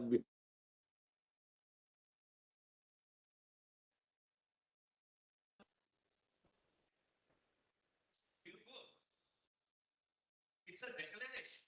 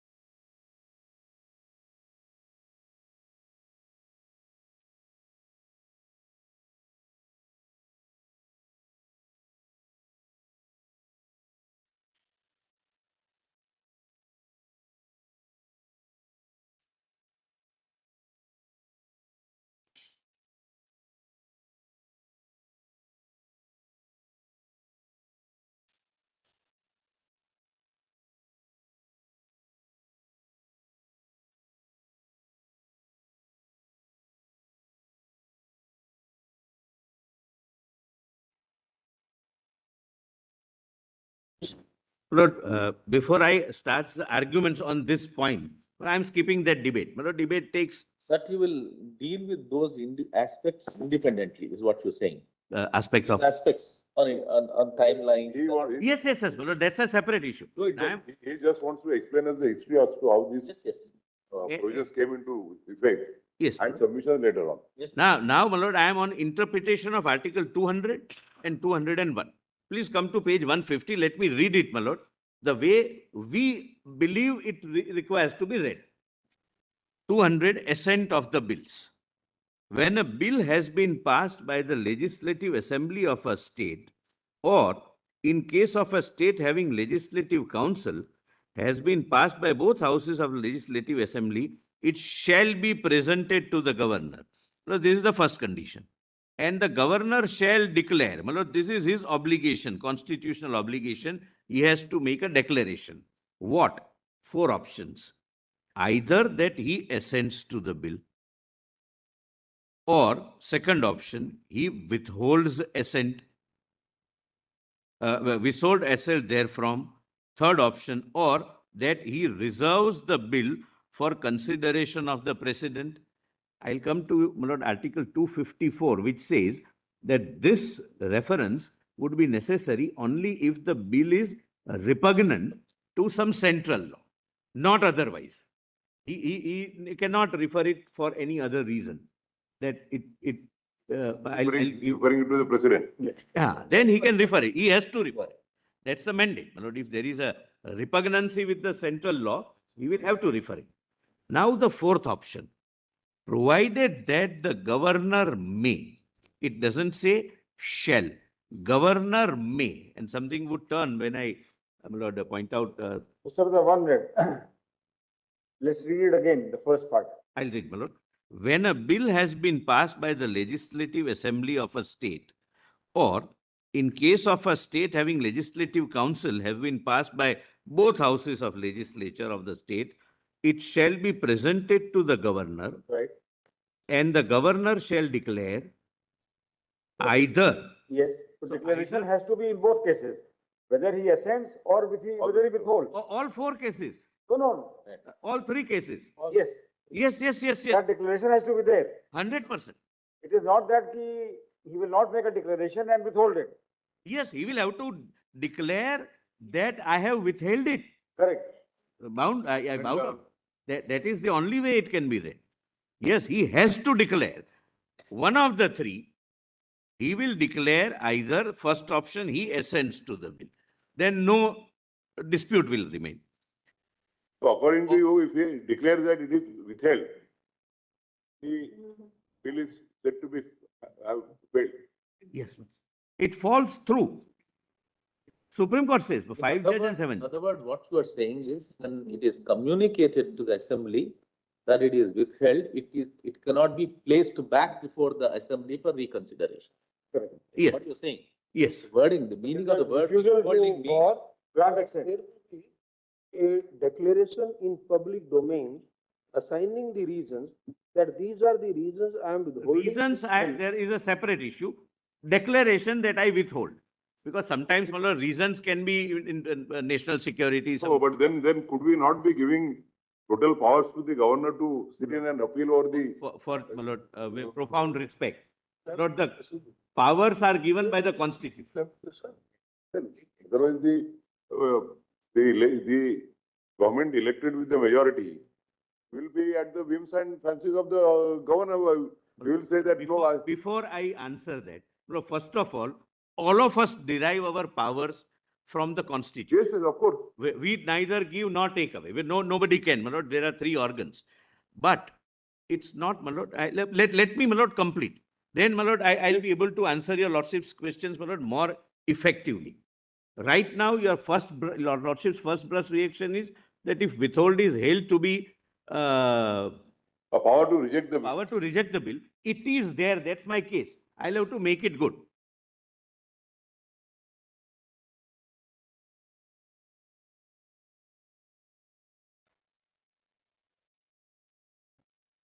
Provided that the governor may, my lord, the 4th option.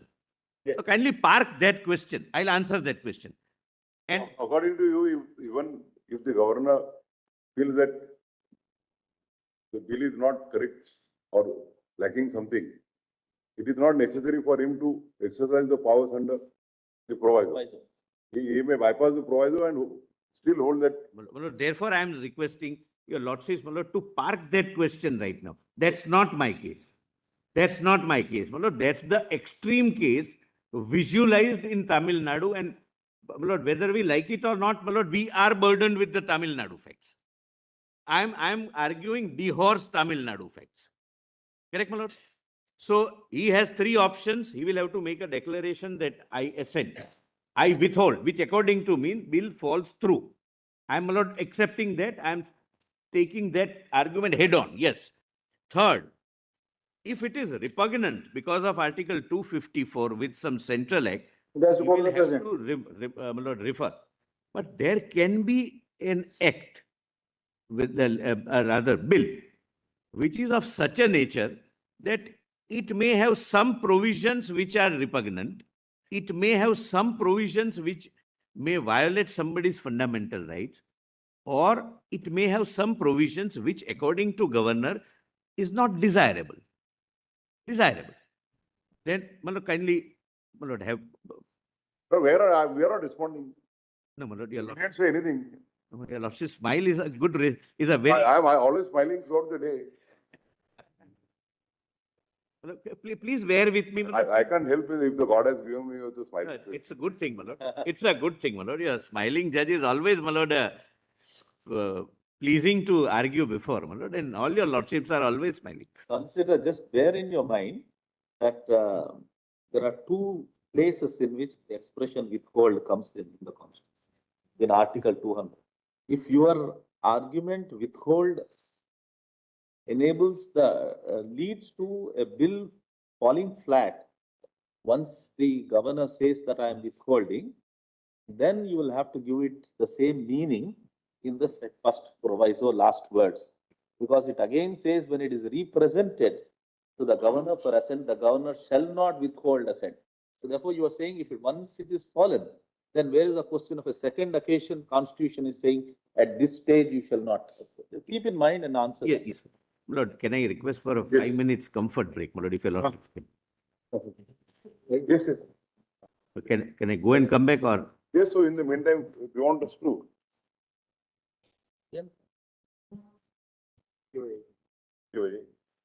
We'll come back at 5 minutes, my lord.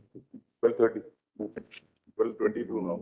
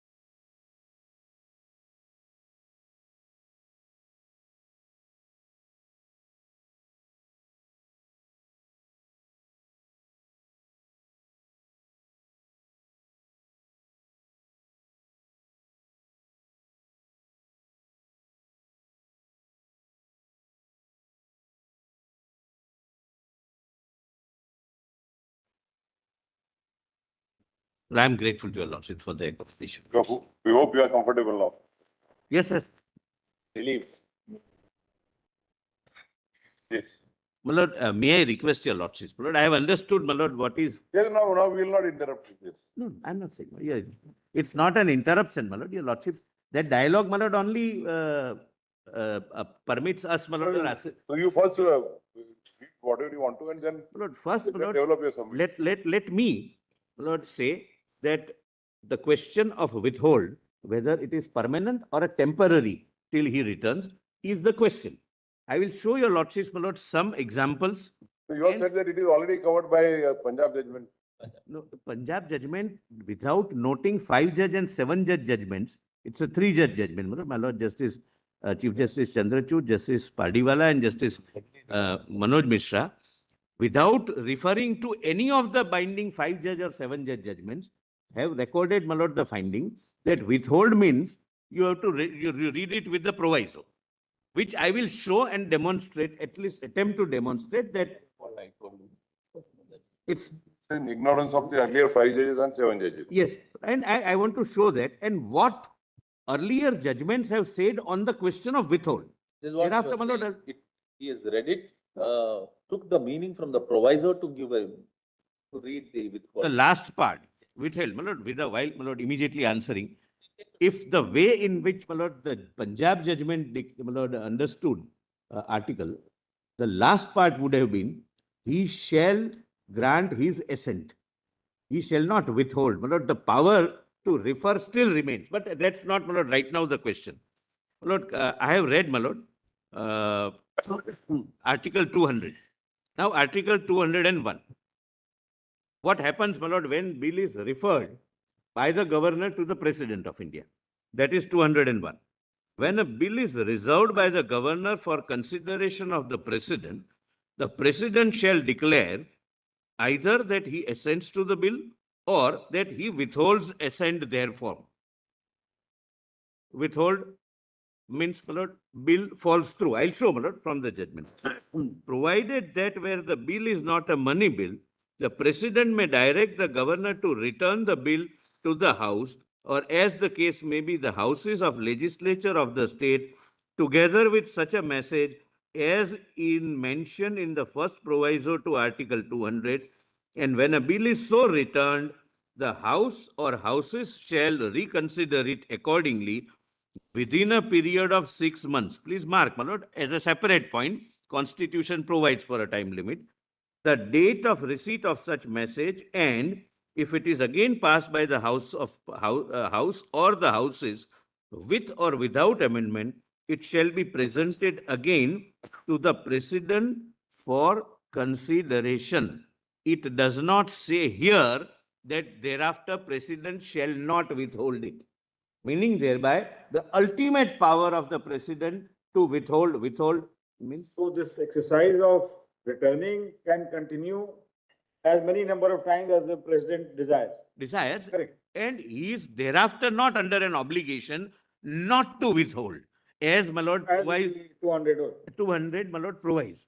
Now, please see, my lord, what is, my lord, how I, my lord, beg to interpret this, my lord. My lord, at page 152, I have given, my lord, I am not reading, several provisions, my lord, where governor exercises executive powers. Yes. He exercises legislative powers. My lord, there are powers, my lord, which are quasi-legislative in nature. I may not, my lord. Please come to 154.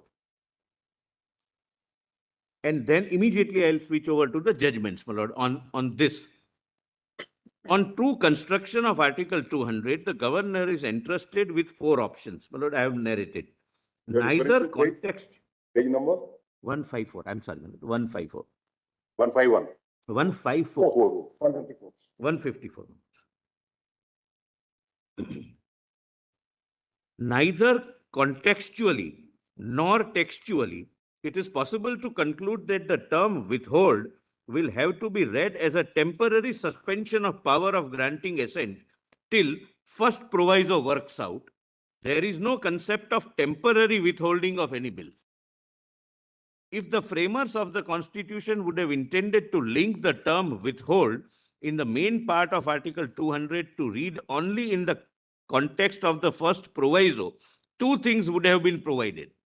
A, the term withhold in the main part would have been qualified by the term subject to first proviso mentioned therein.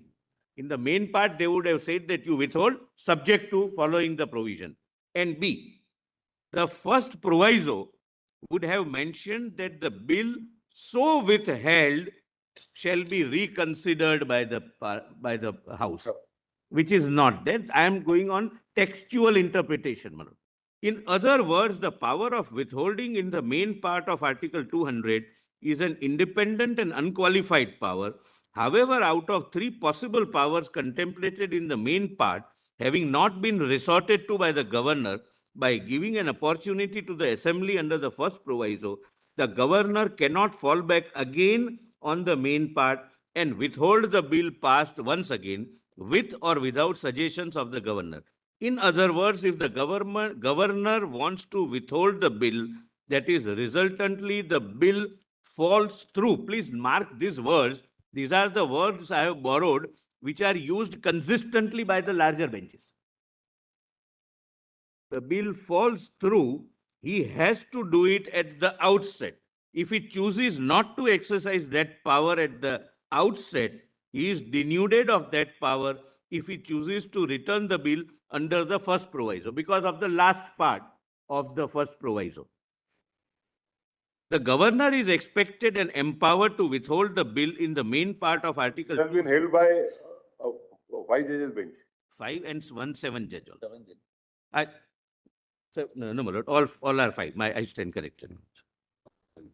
My lord, there is a judgment of Samsher Singh, but that is on discretion, not on withholding. Samsher Singh is 7 judge. How do you must have dealt in your argument, Right. what is the meaning of word withhold? It's coming. It's coming. Therefore, my lord, Flexible नहीं है, इसके लिए बोला था. my lord, So, give the meaning. Why has this word withhold being used in this? yes, my lord, withhold has, my lord, its own meaning. And I will show, my lord, why this has a meaning and why that meaning is required to be given in the main part. And what kind of rare contingencies which are contemplated, where you cannot assent. Normally, the concept of withholding is, suppose there is some dispute, there of 2 crore.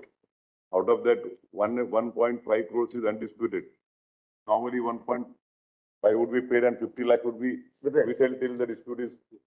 My lord, that's not the No, cannot be. In a request. common parlance, that I understand it. That's in a commercial parlance, yes. My lord, that we withhold this issue. Right now, we withhold the file. But that's not the way in which it is used.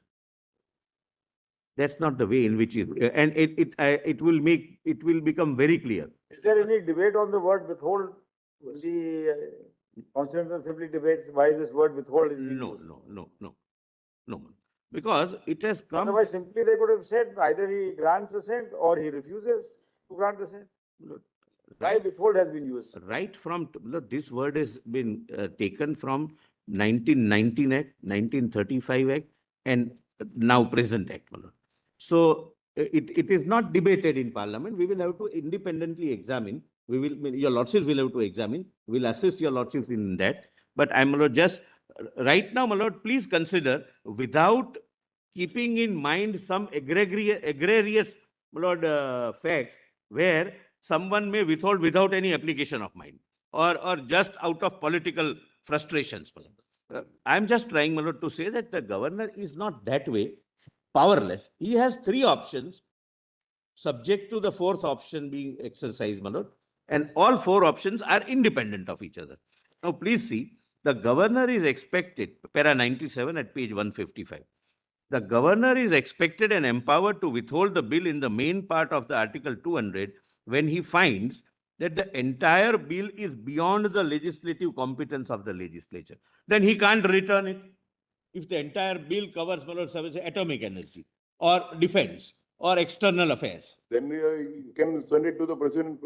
It's repugnancy only, my lord, if the entire,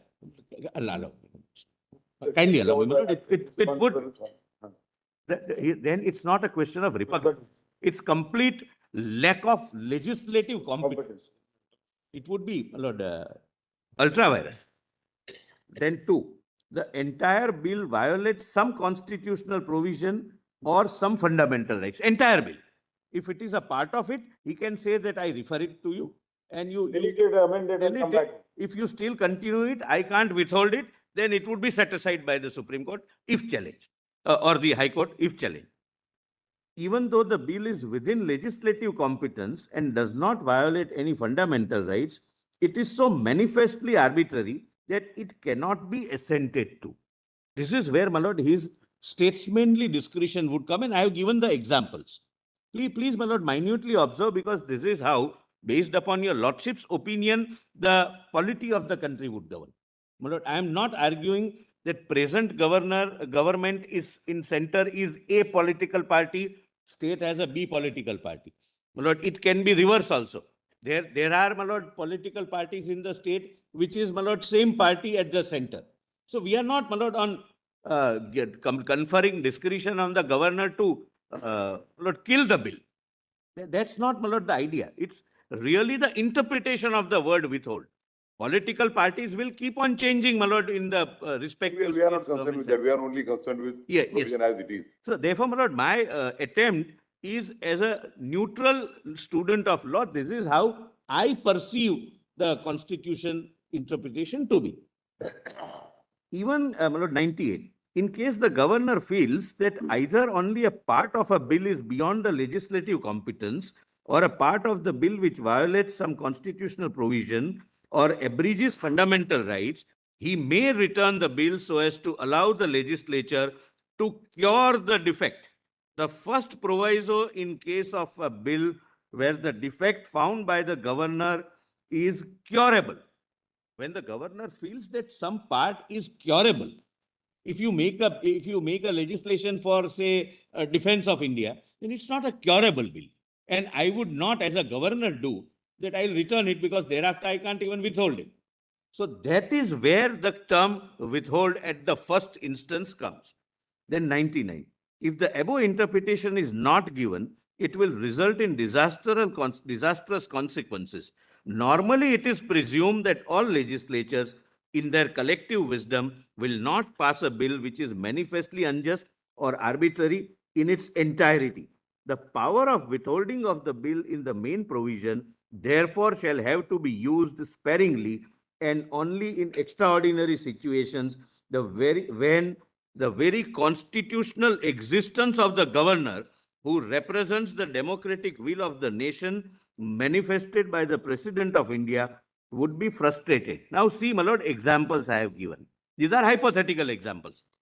For example, if the legislature were to pass following bills, the governor would be abdicating his duty if he does not withhold the bills, as he can neither assent to the bill nor reserve the bill for presidential reference. 1. If the legislature were to remove the concept of reservation itself in the entire state. 2. If the legislature, while removing the reservation based upon the parameters of Article 15 and 16, provides for reservation only based on religion, that only Hindus will get reservation, or Muslims only will get reservation, 15, 16, we are not bound. Third, one state legislature passing a bill preventing residents of other states from entering in that state. Lord, this is a state subject. But the governor may feel, and this has happened, my lord, I'm a slight deviation. This has happened not by way of a legislation during COVID. I'll not name the states, my lord, and everyone was doing in their own right. There was, my lord, one state whose hospitals were flooded with patients. So they were sending the patients to the neighboring states.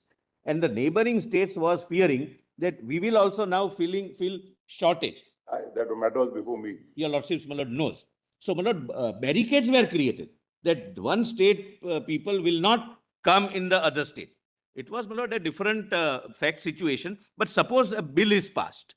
I'm just giving, my lord, an example. The state legislature mandating use of only one particular language as a mandatory requirement for all residents of that state. Look, it is, my lord, a subject of the state list. It can do. The legislature excludes a particular class of people from exercising right to vote either based on caste, sex, education or any other ground. Earlier, my lord, only there was, my lord, a limited franchise. All citizens of India were not entitled to vote pre-constitution. A bill is passed by legislature giving complete immunity to the entire cabinet or all elected members from criminal prosecution. Well, then I cannot, as a governor, act on the aid and advice of the, for the very nature of things, my lords. A bill prohibiting central agencies like income tax authority, etc., from exercising their statutory powers within the geographical limits of that state.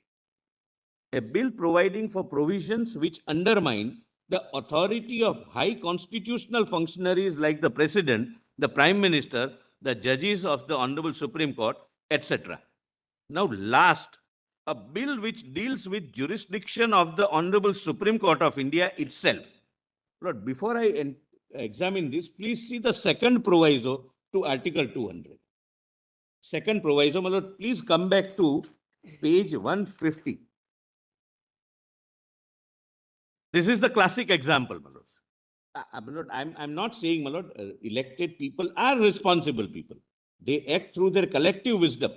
But there can be one circumstance out of 1,000 where such an aberration happened. Lord, please see the second proviso to Article 200, my lords. Provided further that, your lordship gets, my lord, the governor shall not assent to. My lord, first proviso said he may, my lord, return it to the house.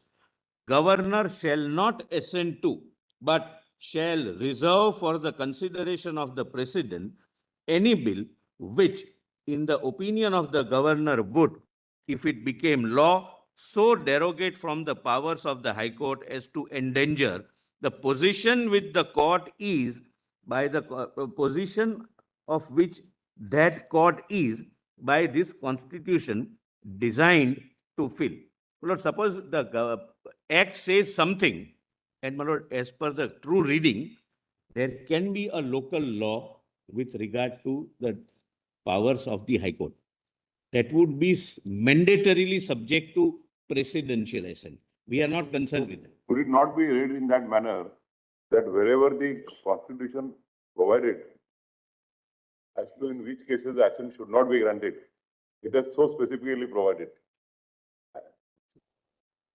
I'm on a different point. Forget, my lord, High Court. Suppose the legislature passes some act. When a specific power has been granted to the governor, not to assent to in a particular circumstance, and can it not be read that that power is not granted in other matters?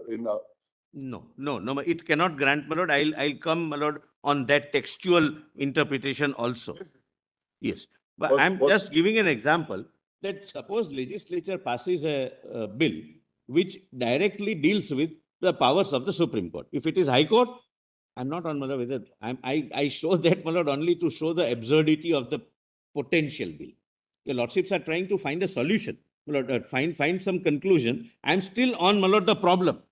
And after your lordship sees the problem, my lord, possibly your lordship may be in a better position to find out the solution. Suppose, my lord, in case of a High Court, the governor is bound to send it. In other cases, he may not. That's the discretion, because the main part says he may assent, he may withhold, he may refer. But proviso say he shall refer. So I am using it against, my lord, the proposition. Please see, my lord, just to immediately answer your lordship's question, the main provision says the governor shall be houses the legislature of the state. It shall be presented to the governor, shall declare that either he assents or he does this or he does this. So there are three options, but here there is no option. Here he has to reserve it for the president. And therefore, my lord, my submission that in the main part, there are three options available, gets 45. Lord, be that as it may, my lord, I'll come to that. Now, my lord, please see, para 104. It is pertinent to note that nowhere in the substantive part of Article 200, the term as soon as possible has been used. So this is again on the time, but when we are on Article 200, as soon as possible is proviso when he returns the bill. It was there earlier with time limit in the pre-constitution regime, which was taken away. It is pertinent to note that nowhere in the subsequent part of Article 200, the term as soon as possible has been used, which means that the Constitution did not intend to put any sense of time limit during the exercise of first three options.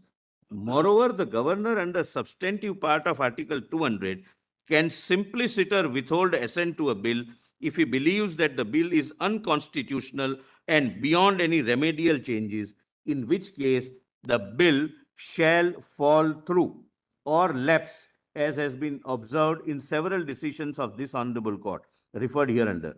The framers of the Constitution consciously avoided putting any timeline for exercise of powers either under Article 200 and 201, which is evident from the fact. Well, this is again on the question of timeline, but let me complete this, my lord, so that also assists your lordships. The time limit prescribed as shown in the history was consciously dropped in Article 111 and was replaced by the expression as soon as possible. And B, the very next Article 201 in its proviso stipulates the time limit for 6 months. Now, my lord, I have given dictionary meaning of the term withhold. Time limit of 6 months is for the house, not for the. Not for the governor or not for the. the order or the president. No. My lord, That is for the house to reconsider. I'm grateful. So, my lord, Suppose, it could be read within 6 months. The house doesn't reconsider. it lapses. Then the bill would lapse. Lapse. But the point I'm making is not what happens to the bill. The point I'm trying to make is that whenever time is stipulated, it is provided for. You cannot read into it. It amounts to amendment of the Constitution.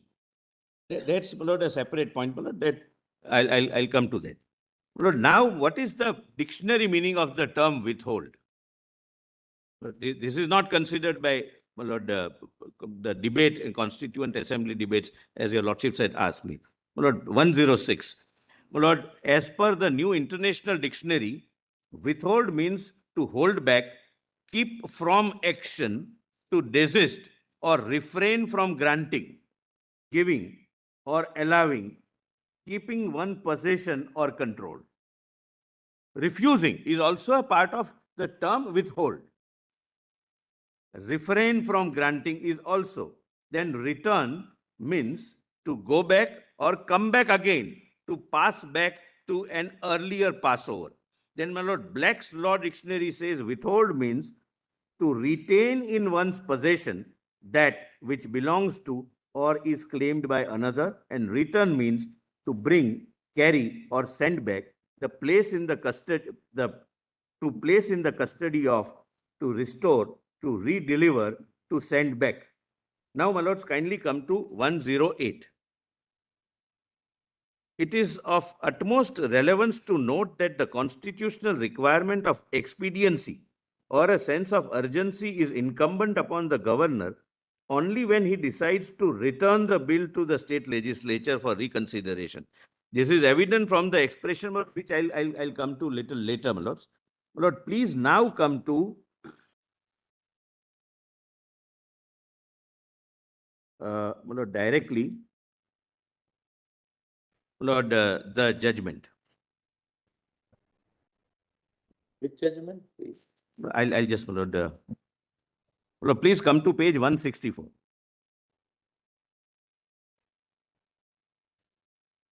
No, I'm sorry, my lord, no, not page 1. My lord, page 168.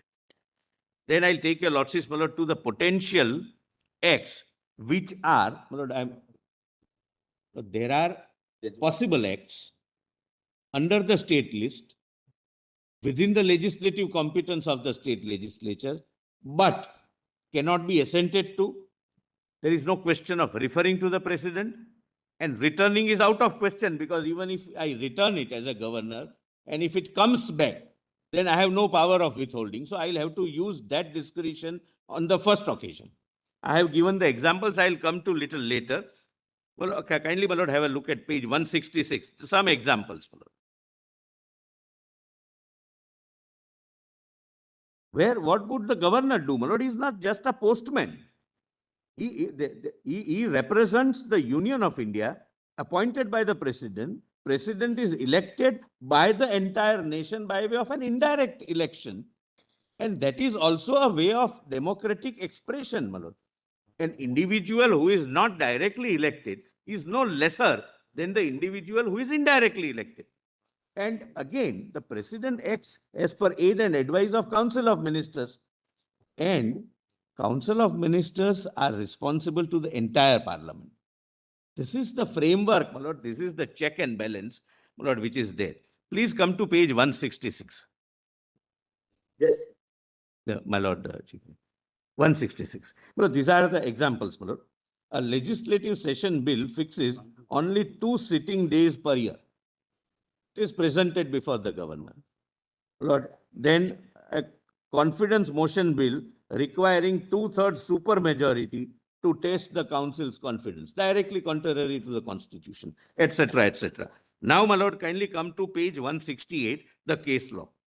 My lord, before I read the case law, my lord, the 2-judge bench in Tamil Nadu, forget the facts, I repeatedly say, my lord, the 2-judge bench in Tamil Nadu relies upon a 3-judge bench in state of Punjab versus Union of India.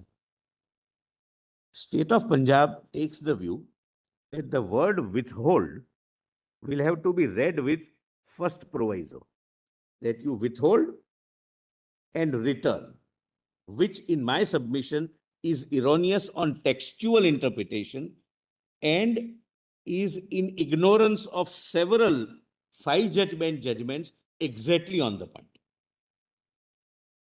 And those judgments, my lord, now I place for your lordship's consideration. Page 1. Looking at case law, there are Well, we may start, my lord, at 2, my lord.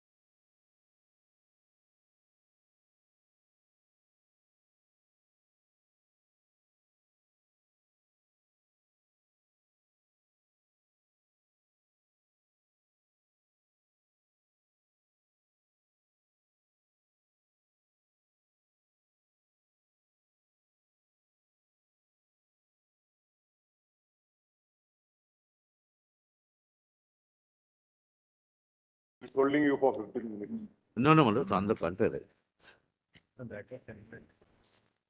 That was, my lord, temporary. This is not withholding as, my lord, we understand. That was withholding as Mr. Civil and the others understand. Yes. Probably is on your side today. Always this side. Always on. On the wrong He is side. always on the right side. Wrong side. Wrong. We are always on the right side of law. My lord, we are always on your lordship's right side. No, no. Last week, Mr. Kaur was on this side. And we were on the same side, You were- opposing each other. You were on the same side Opposing. till you change your view after the review. Lordship's Which I am not ready to make more for a cup of coffee. Yeah. Great. My lord, on this withholding, my lord, let me say something. My lord, I have one distinct advantage.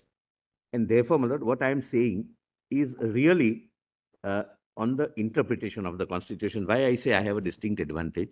I had been a law officer of a state where state government was of a different political dispensation, central government was of a separate political dispensation. It's a reverse situation. Today, it is a reverse situation. So That time it was a reverse situation. it was a reverse situation. My lord. Today also, it's So today. you would have been that side and you would have been this Yeah, side. yes. So I know, You my would lord. not have been on this side. You would have been somewhere else. Lordships are right. So, my lord, functionally, how, my lord, it functions, my lord, I'm aware of it. So it's not, my lord, my attempt to protect the power of the governor anyhow. But, lord, I must, my lord, request your lordships that these are all plenary constitutional powers vested upon high constitutional functionaries. A possibility of misuse or abuse may perhaps not guide your lordship's interpretation. But for example, The presumption is that the power in such high constitutional functionaries will be exercised bona fide. correct. My lord, time and again, your lordships, while sitting in the Supreme Court or on the division bench, have said that this was an abuse of writ jurisdiction. But then the problem is not with the writ jurisdiction. If we examine the contours of writ jurisdiction, it will have to be examined that it would be used for the purpose it is conferred upon the Constitution. Lord, now before I take your lordships to the judgments, may I request your lordships to read 20, 200 and 201, the way I like to read. And I am reading it as a student of law, the way it is to be construed. If there is a power of withhold, as I understand, Lord, let us not give any interpretation which kills the power. Whoever is the governor, whichever is the party in power in state, center, doesn't really matter. But kindly have a look at, my lord, even at the cost of repetition, my lord, 150, my lord. Please have a look at it, my lords. And then, my lord, I'll immediately come to the judgments.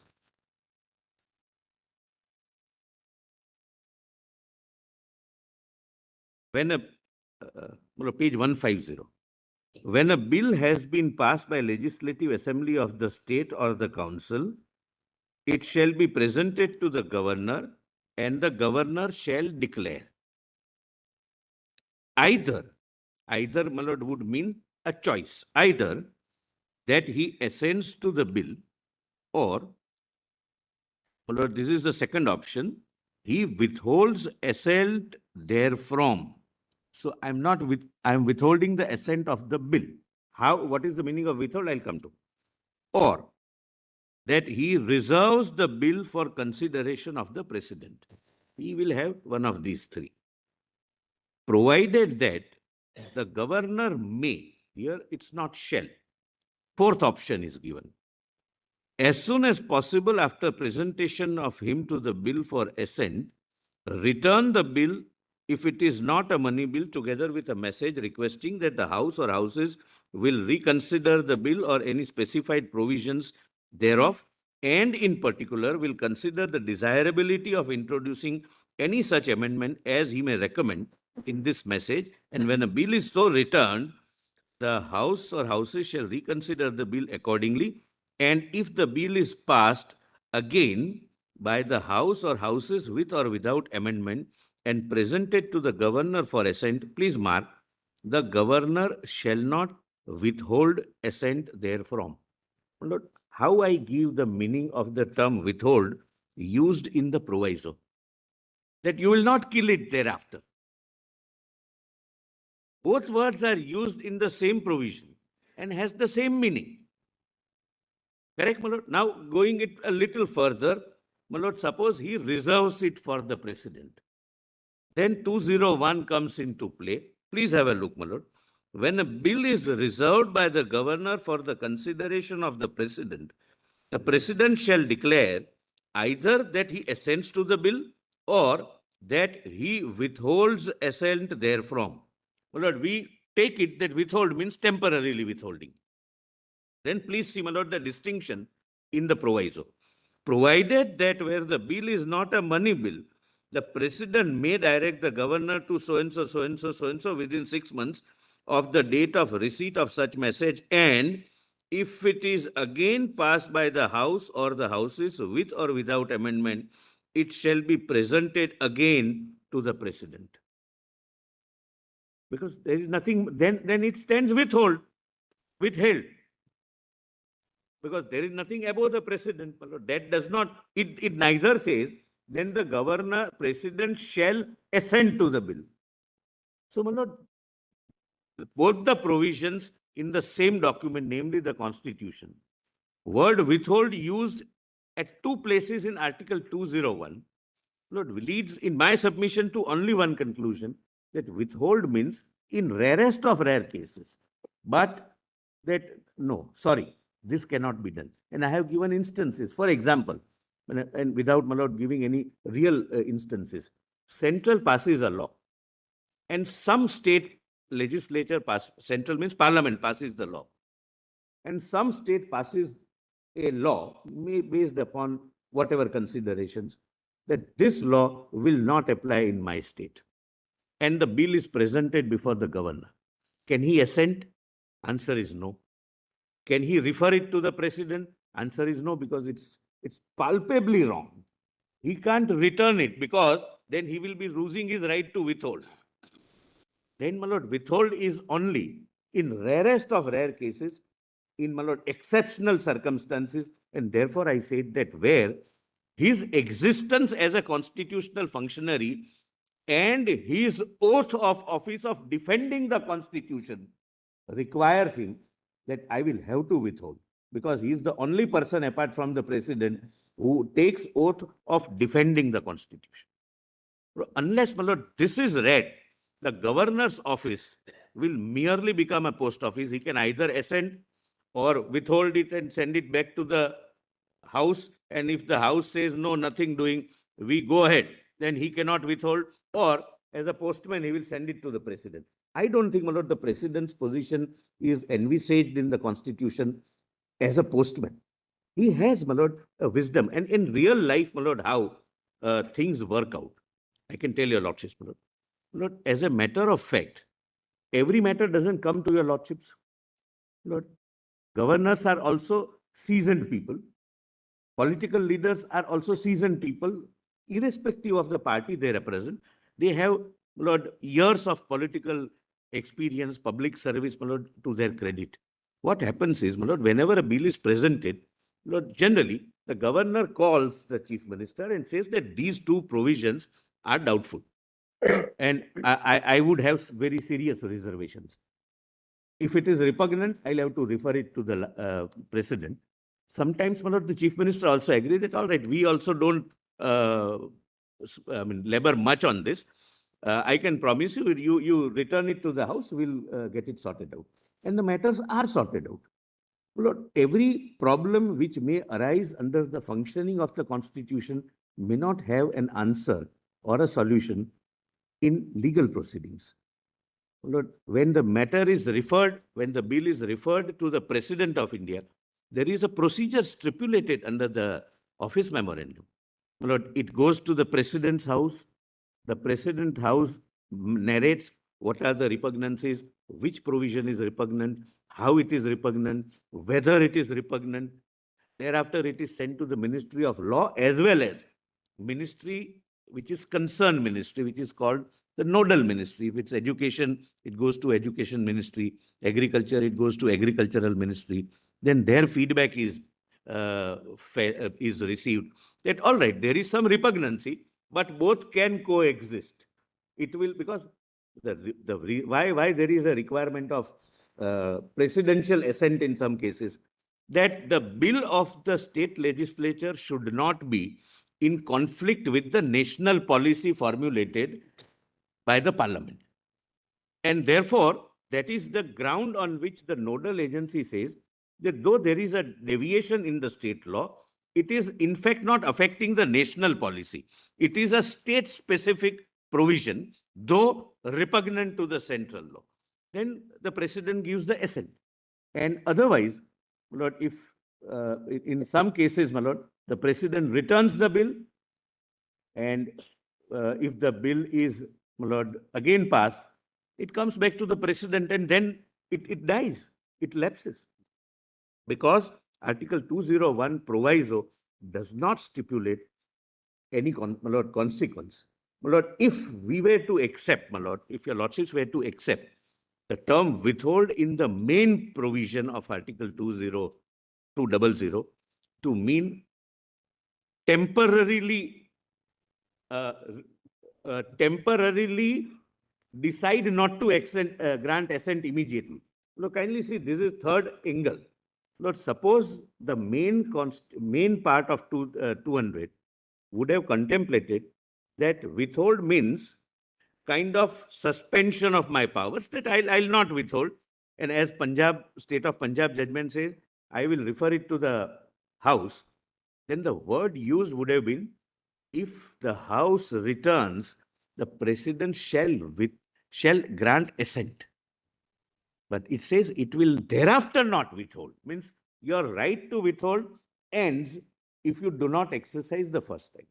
Otherwise, my lord, the only meaning, my lord, which we can give, if, my lord, the interpretation given by Tamil Nadu is right, that proviso last part says that if the bill is returned back by the House after reconsideration, he will grant assent, which is not there.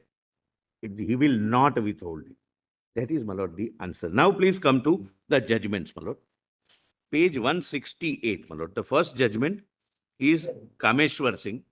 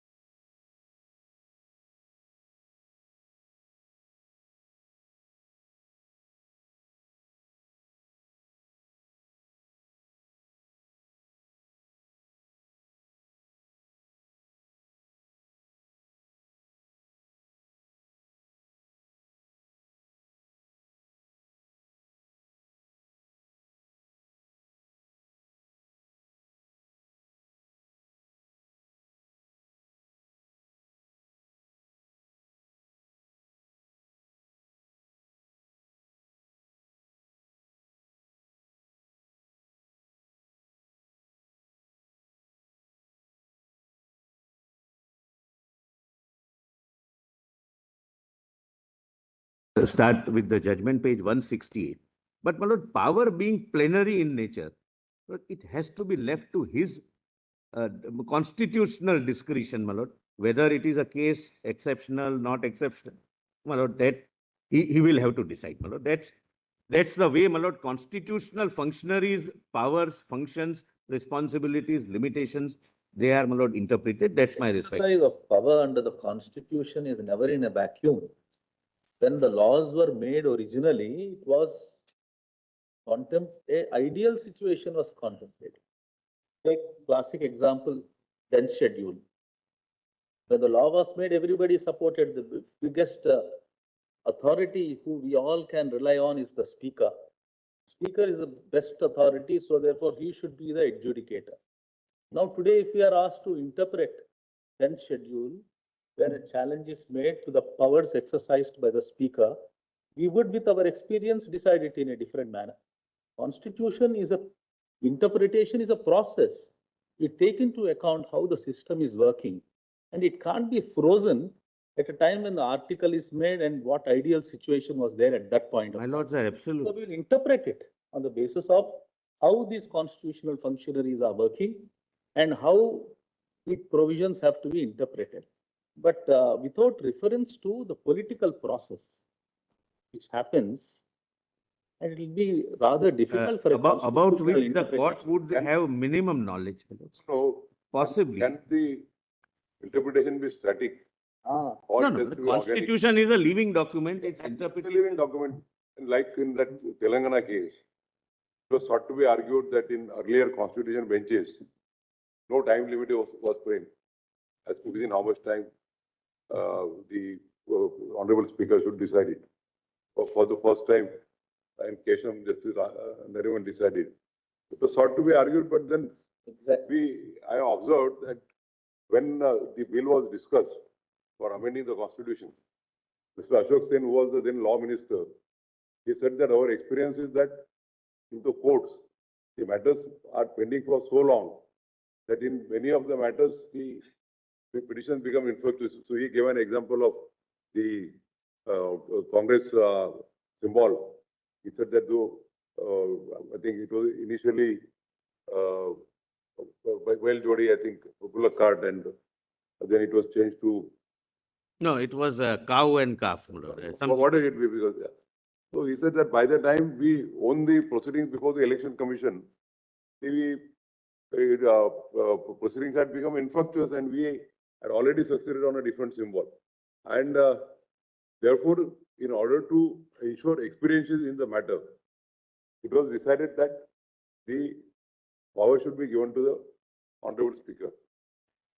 But with the experience, so I observed in that at that time they did not anticipate when the earlier constitution bench decided the matter, that the speakers would result the matters in a situation which ends in operation successful, patient dead. That happens, my lord, in court also, but I'll come to that. There is one judgment, my lord, that therefore I say that inability for good reasons, bad reasons of one organ to do what is expected would not empower another organ to take over. My lord, I'll come to that, my lord, because We believe in separation of powers, but then no, Mr. Sen was right, and he could say that because he was in parliament with, my lord, the privileges attached to it, my lord. But your lordships would also be, my lord, aware, and your lordships are aware, that the speaker under the tension. so that I have already observed that we are issuing Yeah, Lordship. animals because the speaker has been held to be a tribunal amenable to the Therefore- jurisdiction of this court and Article Therefore, 26 and that's the 227. point, my lord, he is a And- tribunal. And he does not enjoy the constitutional immunity as a speaker because the proceedings before the speaker are not the He's a tribunal, it's are not within not the the house. proceedings before the legislative council, and so I observed that with two riders why were we issuing a mandamus to the No, certainly. honorable My speaker? lord, your lordships fixed the time limit, and rightly, in case of 10th schedule, because speaker, right from Quixote Holohon, he is held to be a tribunal. He is not exercising, my lord, any Tribunal, plenary. I'm amenable to the jurisdiction of High Court under 226, 227 and this court under Absolutely. 136. So, my lord, let me come to, my lord, page 168. I'll come to that judgment, my lord. That is one of the judgments relied upon by the other side. And therefore, I'm going to say that. Lord, as a matter of fact, and it would be interesting, I'll go in detail when I reach that stage. Lord, the parliament, my lord, amended the law that because judiciary is unable to do within a particular time limit. Judiciary as well as the election commission. No, not in No. that matter. No, Not in that, some other matter. no, in Mr. Ashok Sen specifically says in his judgment that the proceedings before the judiciary and the election commission take so long. No, I'm on a different judgment, but I'll read that. Huh? Symbol matter, my lords. For election symbol.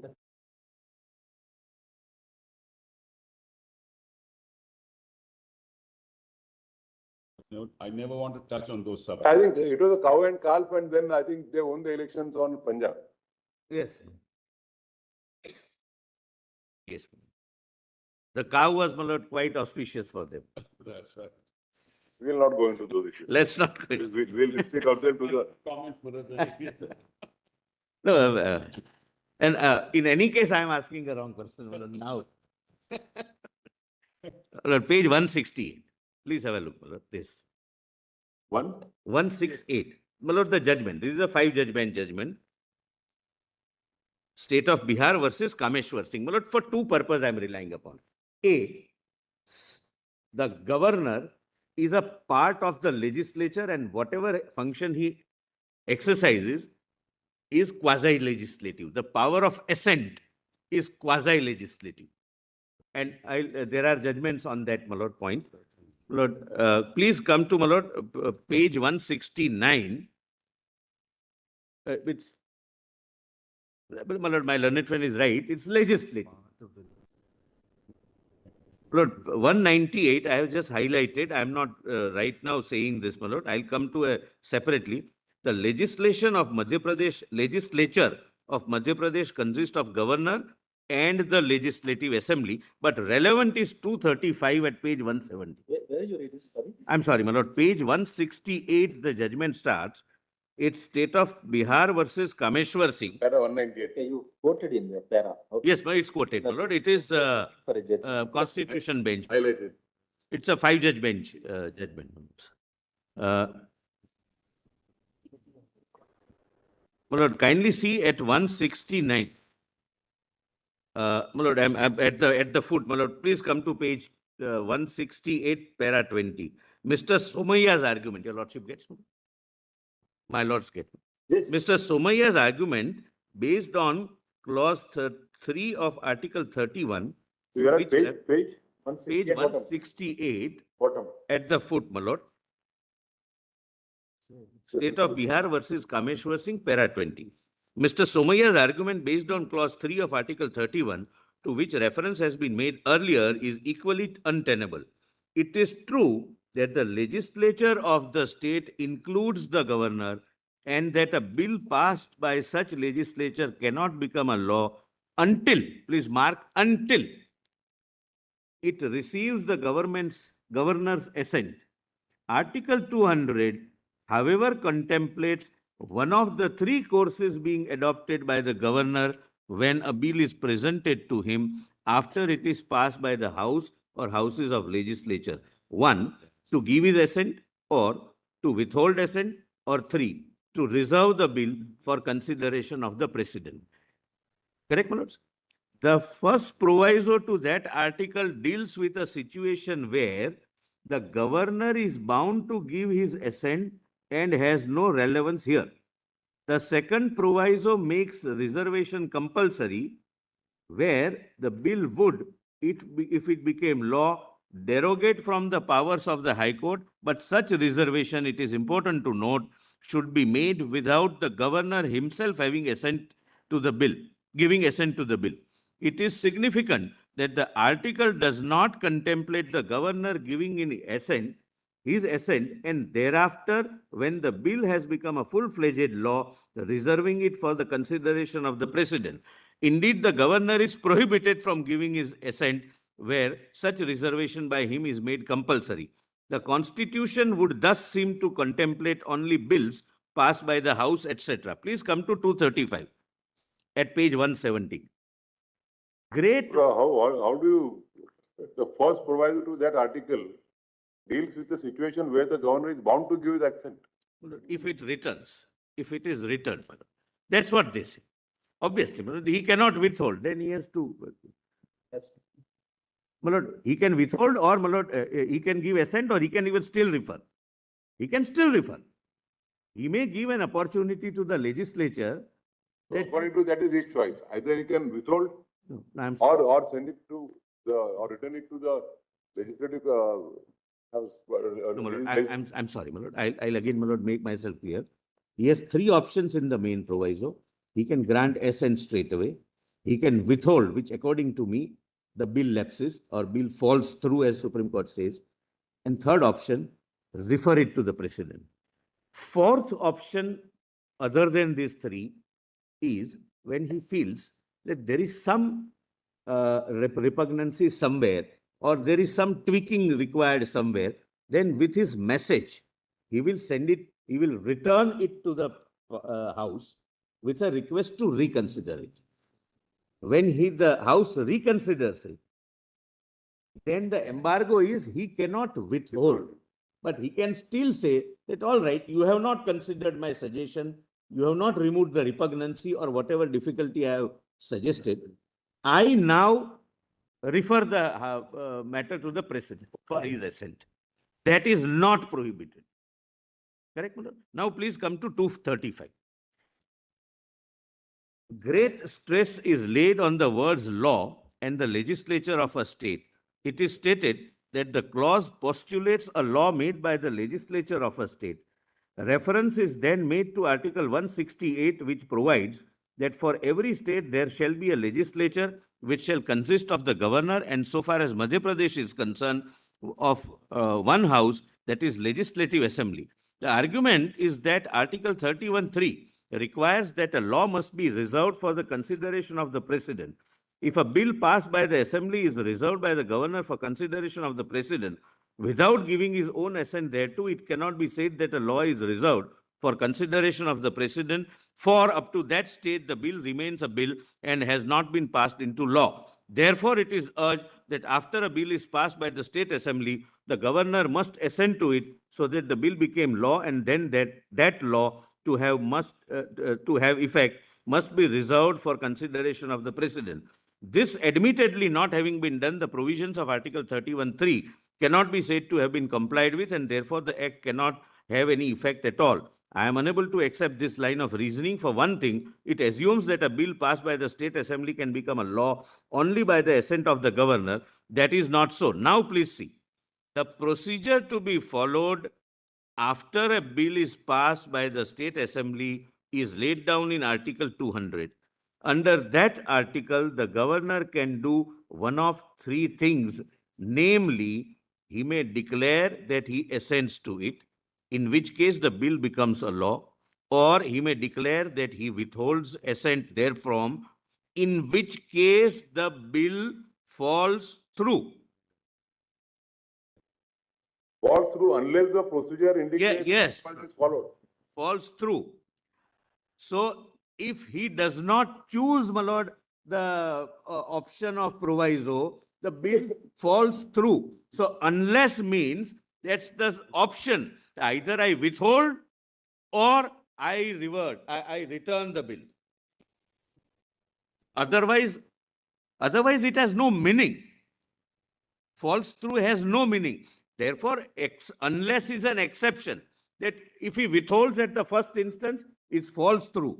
Unless he resorts to the proviso, unless the procedure indicated in the proviso is followed, or he may declare that he reserves the bill for the consideration of the parliament, in which case the president will adopt the procedure laid down in Article 201. Under that article, the president shall declare either that he assents to the bill, in which case the bill will become law, or that he withholds assent therefrom, in which case the bill falls through, unless the procedure indicated in the proviso is followed. So, falls through has only one meaning. Why is it combined with unless? The proviso. Because it's an option given. That's a completely separate, disjuncted and independent of falling through according to your Correct, reading. my lord. According Correct. to your reading, proviso is completely different to declaration. Fourth option. The fourth option. So, my lord, what it says is, I'll put it, my lord, I rephrase myself. My lord, unless he exercises the fourth option, Then there is no declaration of withholding. that's my lord. He cannot, the governor But cannot that's where, my on lord- one hand declare that he is withholding, That's exactly what I'm saying, my lord. same time exercise Correct. option 4. Correct, my lord. Therefore, I'm saying that he has to assent, withhold, or reserve unless he chooses the fourth option. Otherwise, one of the three options are complete in themselves. So therefore, my lord, my submission is that the proviso is an exception to first, second and third in the main part. He may not grant assent, he can return it. He may not withhold, he may return it. He may not reserve it for precedent, he may return it. But after returning, if it is passed, one option is taken away, he can either assent or. Is it your argument, Mr. Solicitor, that if the governor exercises option number 2, that means withhold? If he exercise, let us say rather otherwise, if the governor decides to exercise the option 1, 3 or 4, then he cannot fall back on option number 2.